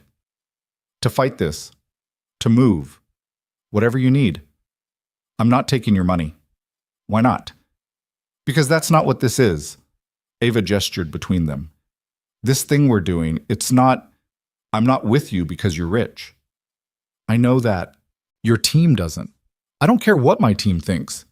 Well, I do. The words came out louder than Ava intended. She lowered her voice. If I let you pay my rent or find me an apartment or whatever billionaire solution you're thinking of, it proves them right. It makes me exactly what they think I am. So you'd rather be homeless? I'd rather figure it out myself. Lucas stared at her. That's the stupidest thing I've ever heard. Excuse me? You have a daughter. You're being evicted. You need help, and you're refusing it because of pride. It's not pride. It is. It's pride and fear, and whatever else is telling you that accepting help means you're weak. You don't understand. Then explain it to me. Ava's hands were shaking. I've been doing this alone for 5 years. 5 years of figuring it out, making it work, keeping Sophie safe and fed and happy on nothing. That's who I am. That's the only thing I'm actually good at. And if I let you swoop in with your money and fix everything, then what am I? Someone who accepted help when she needed it. Someone who proved your team right. Lucas moved closer. My team can go to hell. Easy for you to say. They work for you. They live in your world. I don't. You could. The words hung between them. What? Ava said quietly. Lucas ran a hand through his hair. Nothing. Forget it. No, say it. What did you mean? I meant... He stopped, started again. What if you didn't have to worry about rent? What if you and Sophie moved somewhere safe, somewhere good, and it wasn't about pride or teams or proving anything? You mean move in with you? I have 12 bedrooms. No. Why not? Because we've known each other for a month. Because Sophie and Mason need stability, not adults making impulsive decisions. Because... Ava's voice cracked. Because I can't be another thing you lose. Lucas looked like she'd hit him. What? You lost Elena. You're terrified of losing Mason. If I move in and it doesn't work out, I become another person who left. Another hole in your life. And I can't... She stopped, swallowing hard.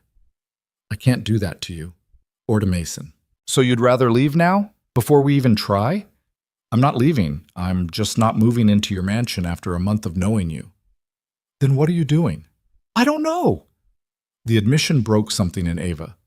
I don't know, okay? I don't know how to do this. I don't know how to let you help without losing myself. I don't know how to be with someone like you without becoming someone I'm not. I don't know. From Sophie's room came the sound of laughter. Both kids, together, happy. Lucas looked toward the sound, then back at Ava. Let me help you find a place. Not pay for it. Just help you look. I know people. I know buildings. I can make calls. Lucas, please. Let me do something. I'm not good at standing by watching people I care about struggle. People I care about. The words settled in Ava's chest, warm and terrifying. Okay, she said finally. You can help me look. But that's it. That's it, Lucas agreed. But they both knew it wasn't that simple. The rest of the day was careful. They took the kids to the park, watched them play on the swings and the slide and the climbing structure that had seen better days. Mason pushed Sophie higher than she'd ever gone, both of them shrieking with the kind of joy that only kids could access. Lucas sat beside Ava on a bench that had graffiti carved into the backrest. "This is a good park," he said. "It's falling apart." "So? Mason's having fun. Sophie's having fun. That's all that matters." Ava watched her daughter fly through the air, trusting Mason to catch her. She's never had this before. Had what? A friend who shows up, kids at school, they have play dates once and never call again. Or their parents find out where we live and suddenly they're busy, but Mason keeps showing up. Sophie keeps showing up for him too. It's different. We're not... Ava stopped. Not what? Rich. We're not rich. We can't hurt him the way he could hurt us. Lucas turned to face her. You think money is the only way to hurt someone? I think money is power, and power means options. You'll always have more options than me. That doesn't mean I'll use them. You already are. You're helping me find an apartment. You fixed my faucet. You brought lunch again, even though I have food. Every time you do something nice, you're reminding me that I can't do the same for you. I don't need you to do things for me. Everyone needs something. Lucas was quiet for a long moment. Then, I need someone who doesn't look at me like I'm made of money. I need someone who tells me when I'm being an idiot. I need someone who shows up even when it's hard. He paused. You do all of that. That's not enough. Why not? Because Ava had spent 5 years learning that nothing she had was ever enough. Not enough money, not enough time, not enough energy, not enough resources. She was always coming up short, always scrambling, always one emergency away from complete disaster.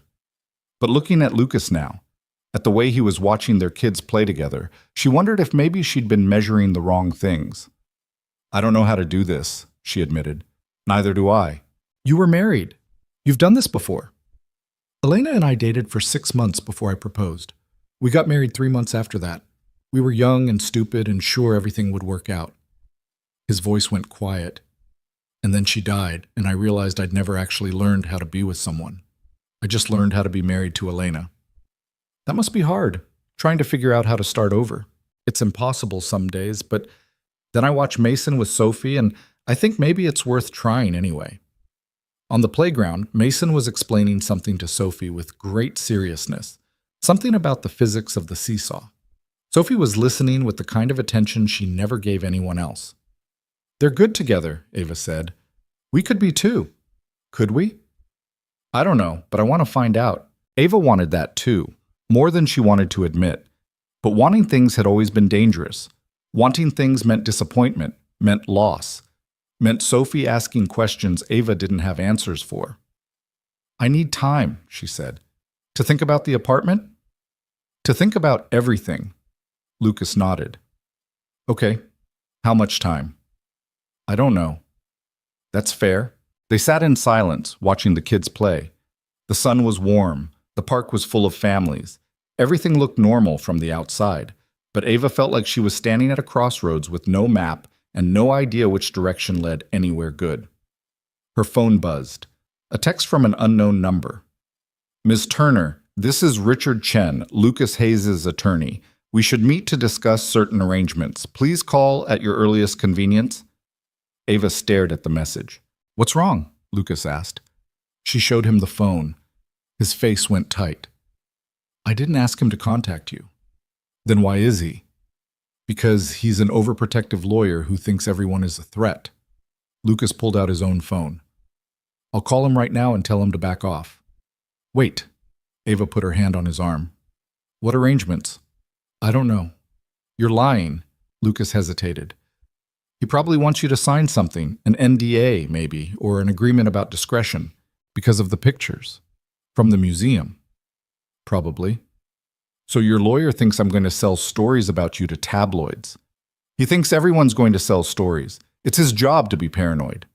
Ava stood up. I need to go. Ava, I need to think about all of this. About whether I can actually do this. Do what? Date a billionaire whose lawyer sends me legal threats. Raise my daughter in a world where every outing gets photographed. Be the person people assume is a gold digger. I don't assume that. But everyone else does. Your team, your lawyer, probably half the parents at Mason's school. And maybe they're not wrong. What are you talking about? Ava gestured around the park, at her life. Look at me, Lucas, really look. I'm broke. I'm about to be homeless. My daughter wears the same clothes twice a week because I can't afford more. And now I'm dating someone who could fix all of that with a phone call. How is that not exactly what it looks like? Because you didn't ask for any of it. Because you've refused help at every turn. Because... Lucas stopped, frustrated. Because you're the least opportunistic person I've ever met. Today. But what about in 6 months when rent is due again? What about when Sophie needs new shoes or I get sick or the car breaks down? How long until I stop refusing help? How long until I become exactly what they think I am? You won't. You don't know that. They stared at each other. On the playground, Sophie called for Ava to watch her go down the slide. Mason waited at the bottom to catch her. I should take Sophie home, Ava said. We were going to have lunch. I know. I'm sorry. I need space to think. Lucas's face did something complicated.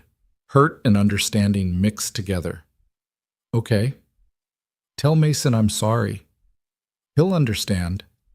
But Ava wasn't sure he would. Wasn't sure Sophie would either when she realized they were leaving early. She gathered her daughter, made excuses about errands they needed to run. Sophie protested, but eventually complied. Mason watched them leave with those serious dark eyes. In the car, Sophie was quiet for exactly 3 minutes before asking, Did you and Lucas have a fight? No, baby. You sounded like you were fighting. We were just talking. About what? Adult stuff. Is he still your friend? Ava gripped the steering wheel. I don't know. That night, after Sophie was asleep, Ava stared at her phone. The lawyer's message was still there.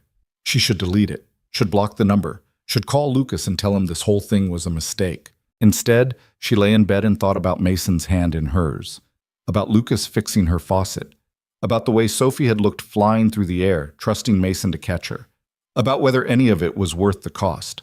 3 days passed without contact. No texts from Lucas. No calls. Nothing. Ava told herself it was what she wanted. Space to think. Distance to figure out if this was sustainable. But Sophie asked about Mason every night, and every night Ava had to say she didn't know when they'd see him again. On the 4th day, Claire showed up at Ava's apartment with coffee and the kind of determined expression that meant she wasn't leaving until they talked. You're self-sabotaging, Claire announced, settling onto the couch. Hello to you too. I'm serious. You found a good guy who actually cares about you, and you're running away because you're scared. His lawyer sent me a legal threat. His lawyer is doing his job. Lucas didn't ask him to do that. How do you know? Because I called him. Ava's head snapped up. You what? I called Lucas yesterday. Had a very illuminating conversation about how miserable he's been since Saturday and how Mason keeps asking why Sophie doesn't want to be his friend anymore. Sophie does want to be his friend. Then why are you avoiding them? Ava slumped into the chair across from Claire.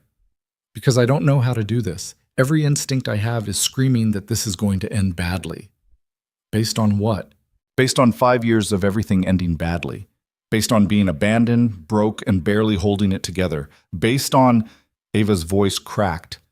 Based on the fact that I'm terrified if I let myself believe this could work, it'll hurt even worse when it falls apart. Claire set her coffee down. You know what your problem is? I'm sure you're about to tell me. You've spent so long surviving that you forgot how to live. You've built this wall around yourself and Sophie, and yeah, it kept you safe.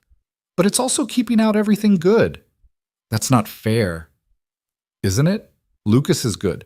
Mason is good for Sophie, and you're throwing it away because you're scared. I'm being realistic. You're being a coward. The word stung because it was true. Ava had spent 5 years being brave, working multiple jobs, raising Sophie alone, fighting for every scrap of stability. But this, letting someone in, trusting them not to leave, believing she deserved more than just survival, that terrified her more than anything. What if it doesn't work? Ava whispered. What if it does? That night, after Sophie was asleep, Ava finally called the number from the lawyer's text. Richard Chen answered on the second ring. Miss Turner, thank you for calling. What do you want? Direct. I appreciate that. I'd like to meet. Discuss some concerns regarding your relationship with Mr. Hayes. I'm not signing anything. I'm not asking you to, yet. But we should talk tomorrow if possible. My office. I work tomorrow. Lunch hour then. I'll send the address. He hung up before Ava could argue. The next day, Ava took an early lunch and found herself in a downtown office building that screamed money. Richard Chen's office was on the 30th floor. Floor-to-ceiling windows, art that was definitely real, furniture that cost more than Ava's car. Chen himself was younger than she expected. Maybe 40, sharp suit, sharper eyes. He gestured to a chair across from his desk. Coffee? Water? I'm fine. Let's just get this over with. Fair enough. Chen pulled out a folder. I've been Mr. Hayes' attorney for 8 years. In that time, I've seen him make exactly 2 personal decisions that worried me. The first was marrying Elena after 6 months. The second is you. I'm not marrying him. Not yet. But he's serious about you. More serious than I've seen him about anyone since Elena died. And that's a problem because my job is protecting him, and you, Ms. Turner, are a liability. The bluntness should have made Ava angry. Instead, she felt oddly calm. Because I'm poor. Because you're vulnerable. Because you have a daughter to support and bills you can't pay. Because from the outside, this looks exactly like a scenario where you could exploit him. I'm not exploiting anyone. I believe you. But belief isn't enough. I need assurance. What kind of assurance? Chen slid a paper across the desk. A prenuptial agreement. Standard clauses about asset division, confidentiality, dispute resolution. Ava stared at it. We're not engaged. Lucas will propose. Probably soon if I know him. When he does, I need to know you'll sign this. And if I won't, then I'll advise him not to marry you. He won't listen. Probably not. But I'll try anyway, because that's my job. Ava picked up the document, skimmed the legal language that was designed to protect Lucas from someone like her. Someone who needed money. Someone who could take advantage. This basically says I get nothing if we divorce. It says you get a fair settlement based on the length of the marriage and circumstances. But no, you won't walk away with half his fortune after a year. I don't want half his fortune. Everyone says that before they sign. Fewer mean it after. Ava set the paper down. I'm not everyone. Prove it. How? Chen leaned back in his chair. Lucas told me about your eviction, said you refused his help finding a new place. Because accepting help makes this transactional. Or it makes it real. Real relationships involve mutual support. You supporting him emotionally, him supporting you financially. That's not exploitation, that's partnership. Easy for you to say. You're not the one everyone thinks is a gold digger. No. But I've seen actual gold diggers. Women who dated Lucas specifically for his money, who calculated exactly how long they needed to stay to maximize their payout, who saw Mason as an obstacle instead of a child. Chen's expression softened slightly. You're not that. You showed up to Mason's school breakfast. You refuse financial help. You're terrified of taking advantage even when you desperately need assistance. That's the opposite of a gold digger. Then why the prenup? Because I'm a lawyer and I plan for worst-case scenarios. Because even good people can become bitter in divorce. Because protecting my client is literally what he pays me for. Chen paused. But between us? I think you're good for him. I think Mason needs you. I think Lucas is happier than he's been in years. And I think if you walk away because of pride, you'll regret it for the rest of your life. Ava's throat was tight. What if I can't be what he needs? What if he can't be what you need? That's the risk both of you are taking. But from where I'm sitting, you're both willing to try. That counts for something. I don't know if I can sign this. Ava gestured at the prenup. Take it home. Read it. Think about it. But don't let it be the reason you walk away. That document protects assets. It doesn't prevent love. Ava left the office with the prenup in her bag and her head spinning. She went back to work, filed papers, answered phones, pretended everything was normal. But all she could think about was Lucas's face when she'd left the park. Mason's quiet question about whether Sophie still wanted to be his friend. That evening, After picking up Sophie from daycare, Ava made a decision. She texted Lucas, "Can we talk?" The response came immediately. "When? Tonight? After Sophie's asleep? I'll be there." He showed up at 9, looking exhausted, like he hadn't been sleeping either. They sat at Ava's kitchen table, the same table where they'd shared sandwiches and tentative conversation weeks ago. "Your lawyer called me in," Ava said. Lucas winced. "I told him to back off." "He showed me a prenup." "Ava, let me finish." She took a breath. "He said you're serious about me, that you might propose soon." "I might." The admission hung between them. No hedging, no maybe, just simple truth. "We barely know each other," Ava said. "I know, but I know enough." "Like what?" "Like you're the first person in 2 years who doesn't treat me like I'm made of glass. Like you understand what it's like to be so tired you can't see straight, but you keep going anyway because someone depends on you. Like you make Mason laugh, which is something I'd forgotten he could do." Lucas reached across the table, stopped just short of touching her hand. "Like I think about you constantly, and it's terrifying, and I don't want it to stop." Ava's eyes burned. "I met with your lawyer because I wanted to understand what I'd be signing up for. If we do this, if we try. And I realized I've been asking the wrong questions. I've been so focused on whether I deserve you, whether I'm good enough for your world, whether people will think I'm using you, but none of that matters." "Then what does?" "Whether we're good for each other, whether our kids are good together, whether we can build something real instead of just surviving separately." Ava finally let herself take his hand. "And I think maybe we can." Lucas's grip tightened. "I think so too. But I need you to understand something. I'm not going to change who I am. I'm still going to work, still going to pay my own bills when I can, still going to fight you when you try to fix everything with money." "I know. And I need time. Before any proposals or moving in together or big decisions, I need to know this is real." "How much time?" "I don't know, but more than a month." Lucas nodded. "Okay. We go slow. We figure it out together. And when you're ready, if you're ready, we talk about the next step." "What if I'm never ready?" "Then we stay where we are, dating, taking it day by day. I'll take whatever you're willing to give me." It was the right answer, the only answer that would have worked. Ava felt something in her chest unclench. "Sophie's been asking about Mason every day," she said. "Mason's been doing the same. Yesterday, he asked if maybe Sophie didn't like him anymore because he's weird." "He's not weird." "I know, but 6-year-olds don't have perspective." "Neither do 30-year-olds, apparently," Lucas smiled. "Apparently not." They sat there holding hands across the table until Ava's phone alarm went off. Reminder to check on Sophie. When she came back from her daughter's room, Lucas was still there, still waiting. "Stay," Ava said. "What?" "Not like that, just stay. Have coffee, talk, stop acting like everything's ending." So Lucas stayed. They drank terrible coffee from Ava's ancient coffee maker and talked about nothing important. Mason's upcoming science project, Sophie's obsession with butterflies, the weird noise Lucas's car was making, normal things, easy things, things that felt like building something real. When Lucas finally left around midnight, he paused at the door. "Saturday.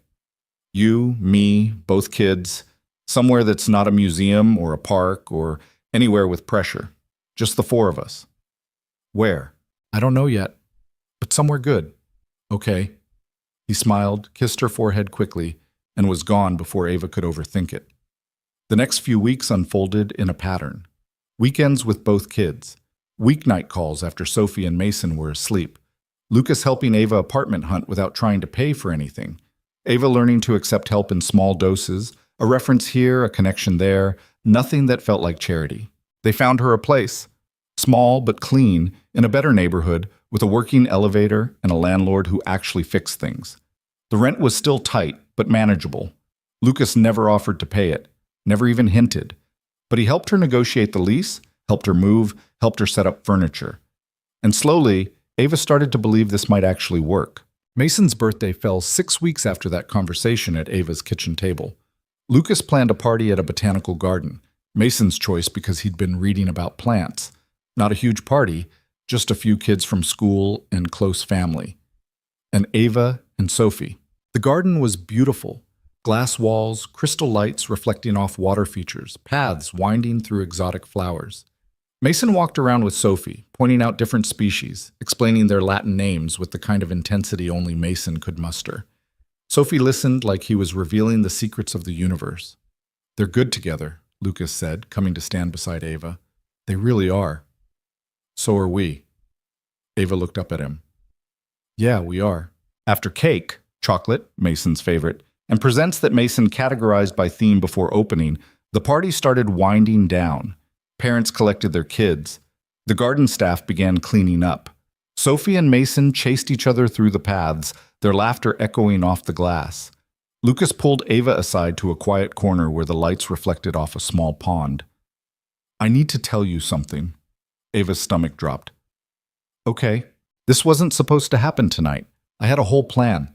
Dinner, just us, somewhere nice, but not too nice because you hate those places. Lucas? But standing here, watching our kids play together, watching you fit into my life like you've always been there, I can't wait." He reached into his pocket and pulled out a small velvet box. Ava's heart stopped. "I'm not asking you to marry me. Not yet. You said you needed time, and I meant it when I said I'd wait." Lucas opened the box. Inside was a simple ring. Not a diamond, just a silver band. "But I'm asking for a future, with you and Sophie. With all four of us figuring this out together. I'm asking you to believe this is real, that we're worth trying for." Tears were running down Ava's face before she could stop them. "That's basically a proposal. It's a promise. That I'm in this. That I'm not going anywhere. That whatever happens, we face it together." Ava looked at the ring, at Lucas's face, nervous and hopeful, at their children playing nearby, completely oblivious to the moment happening 20 feet away. "I'm scared," she whispered. "Me too. What if we mess this up? Then we mess it up together and figure out how to fix it. What if your team is right? What if I'm not cut out for this? Then my team is wrong," which, between us, happens more often than they'd like to admit. Despite the tears, Ava laughed. "You're really doing this." "I really am. So what do you say? Will you take a chance on this disaster of a relationship?" Ava thought about the blind date she'd almost skipped. About standing outside that restaurant, terrified, while Sophie insisted they go inside. About every moment since, the museum, the park, the rainy afternoon in her apartment, the nights of doubt and fear and slowly learning to trust. About the fact that love had nothing to do with money or status or being perfect. It was built in small moments, in showing up, in trying even when it was hard. "Yeah," she said. "Yeah, I will." Lucas slipped the ring onto her finger. Not the left hand, not the ring finger. The right hand, fourth finger. A promise, not a proposal. A beginning, not an ending. Then he pulled her close and kissed her, and Ava felt like maybe, finally, she was allowed to want this. Allowed to believe in something good. "Mama," Sophie's voice cut through the moment. "Mason says you and Lucas are kissing." They broke apart to find both kids staring at them with matching expressions of delight. "About time," Mason said seriously. Sophie bounced on her toes. "Does this mean we're a family now?"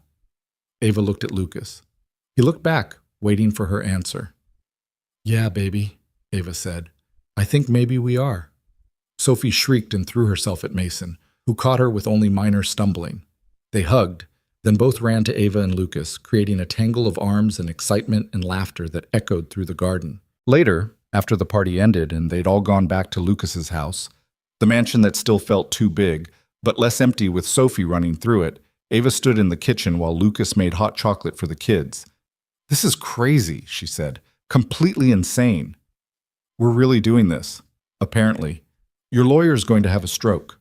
Richard, he'll be fine, probably already drafting updated paperwork." Ava looked at the ring on her finger. Simple, unpretentious, perfect. "I never thought I'd get this. The family thing. I thought it was just going to be me and Sophie forever." "Is that what you wanted?" "I thought it was. Thought it was safer to not want more." She turned to face Lucas. "But Sophie deserves more than just me surviving. She deserves this. Laughter and friends and people who show up. So do you." I'm starting to believe that. In the living room, Sophie and Mason had fallen asleep on the couch, still in their party clothes, Mason's arm around Sophie like he was protecting her even in sleep. It was the kind of image that should have been sweet, but instead made Ava's chest ache with how much she had to lose now. "What if something happens?" she asked quietly. "What if we can't make this work? Then we'll have tried, and that counts for something." "Does it?"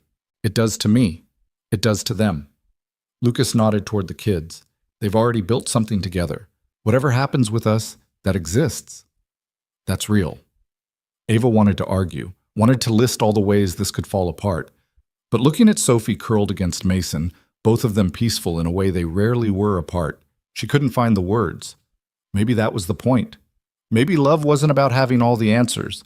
Maybe it was about being willing to ask the questions together. "Okay," she said. "Okay? Okay, we try. For real this time. No more running away when it gets hard. No more assuming the worst." "I can't promise that. My brain's kind of wired for worst-case scenarios." Lucas smiled. "Then I'll just have to prove you wrong, repeatedly, until you believe it. That's going to take a while. Good thing I'm patient." They stood together in the kitchen of a house that was slowly becoming home, watching their kids sleep, and Ava let herself feel something she'd spent 5 years refusing to feel. Hope. Not the desperate kind that came from having no other choice, but the real kind. The kind that believed tomorrow might actually be better than today. That choosing to trust someone wasn't stupidity, it was courage. That she and Sophie had walked through that restaurant door all those weeks ago and found exactly what they needed, even if it looked nothing like what Ava expected. 3 months later, Lucas proposed for real. Down on one knee in Ava's small but clean apartment, with both kids watching and Sophie providing running commentary. Ava said yes before he'd even finished asking, and Mason said finally, like they'd all been waiting years instead of months. The wedding was small. Courthouse ceremony with Claire and a few close friends. Sophie as flower girl, Mason as ring bearer, both of them taking their jobs so seriously Ava had to bite back laughter. No fancy venue, no big production, just two people who'd stumbled into each other's lives and decided to make it permanent. Richard Chen had them both sign the prenup. Ava read every word this time, agreed to terms that protected Lucas while ensuring she and Sophie would be okay if everything fell apart. It felt less like surrender and more like acknowledging reality. Sometimes love wasn't enough. Sometimes you needed paperwork too. But standing in front of the courthouse judge, Lucas's hand in hers, Sophie and Mason grinning like they'd personally orchestrated the whole thing, Ava thought maybe this time love would be enough. Or at least enough to start with. They moved into a new house together. Not the mansion, Lucas sold that, said it held too many ghosts. Something smaller, more manageable. 4 bedrooms instead of 12. A yard where the kids could play. A kitchen that felt lived in instead of sterile. Sophie and Mason got their own rooms, but usually ended up in one or the other anyway, building forts or reading books, or having quiet conversations about things only they understood. They fought sometimes, Sophie's chaos clashing with Mason's need for order, but they always figured it out. Ava went back to school. Part-time, night classes, working toward the law degree she'd abandoned when she got pregnant with Sophie. Lucas insisted on paying for it, and Ava let him. Not because she needed him to, but because she was learning that accepting help wasn't weakness. It was trust. Lucas cut back his hours. Not drastically. Running a billion-dollar company didn't allow for drastic, but enough that he was home for dinner most nights. Enough that Mason stopped looking surprised when his father showed up at school events. They went to therapy, both individual and couples, because two people with trauma and baggage and a tendency to shut down when things got hard needed help learning to communicate. It wasn't easy.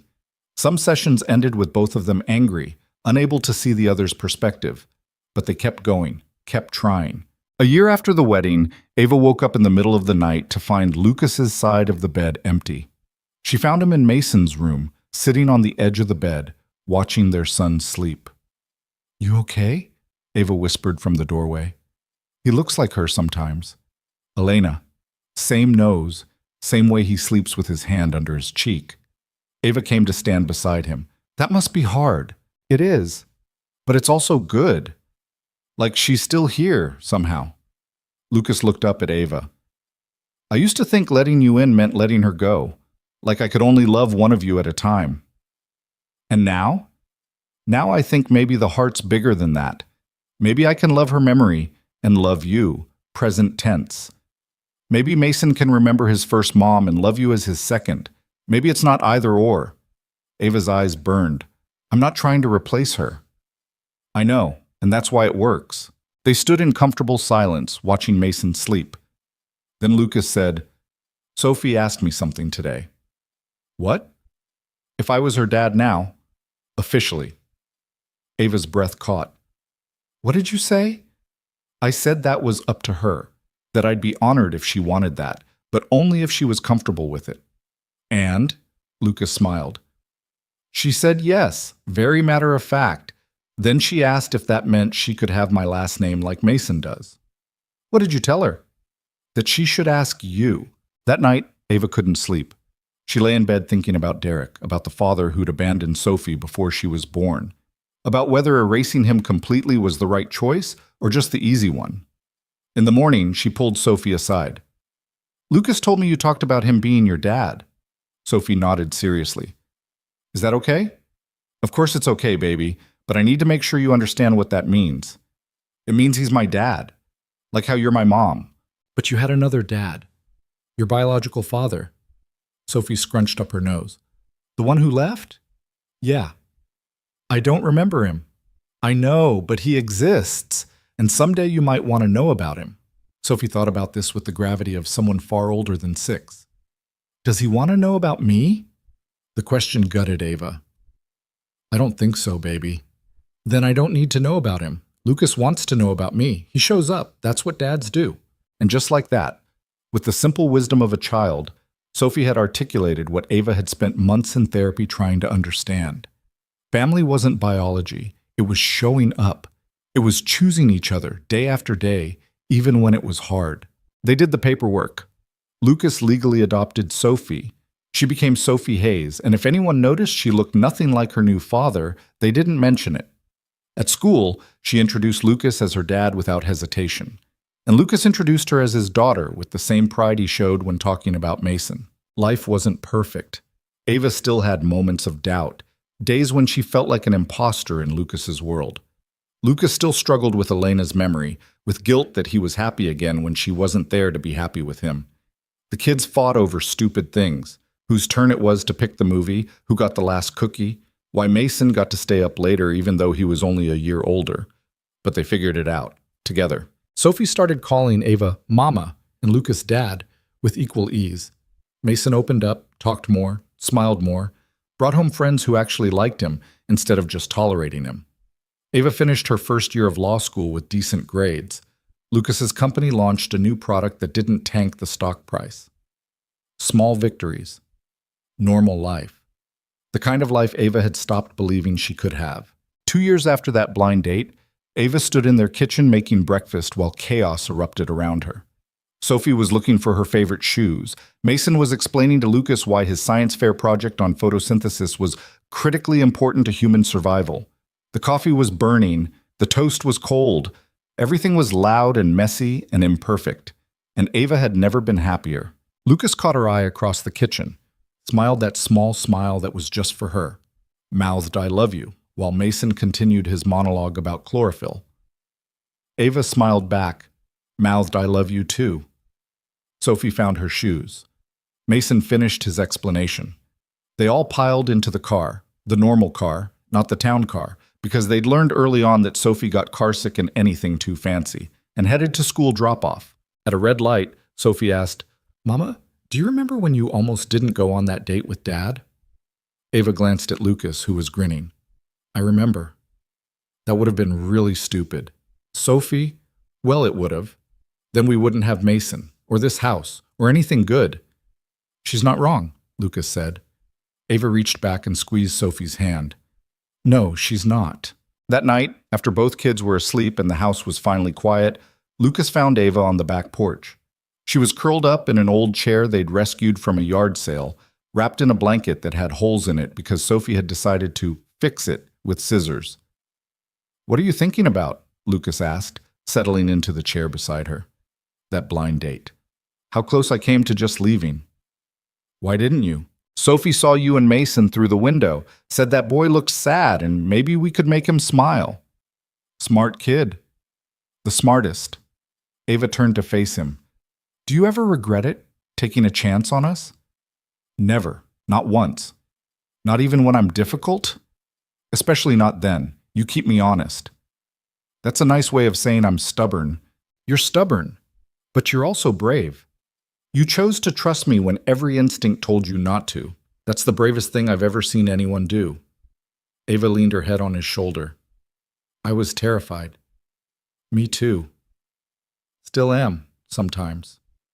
Me too. They sat in comfortable silence, watching stars appear in the darkening sky. Somewhere inside, Sophie was probably dreaming about butterflies or whatever 6-year-olds dreamed about. Mason was probably organizing his dreams into categories. You know what I figured out? Ava said eventually. What? Love isn't about being ready. It's about being willing to try even when you're not. Lucas kissed the top of her head. When did you get so wise? I've always been wise. You just didn't notice because you were too busy being emotionally unavailable. Fair point. Ava laughed, and Lucas laughed with her, and in that moment everything felt possible. Not easy. They'd learned early on that nothing about this was easy, but possible. Worth fighting for, worth showing up for every single day. Because that's what love was, really. Not the fairy tale version where everything worked out perfectly. But the real version.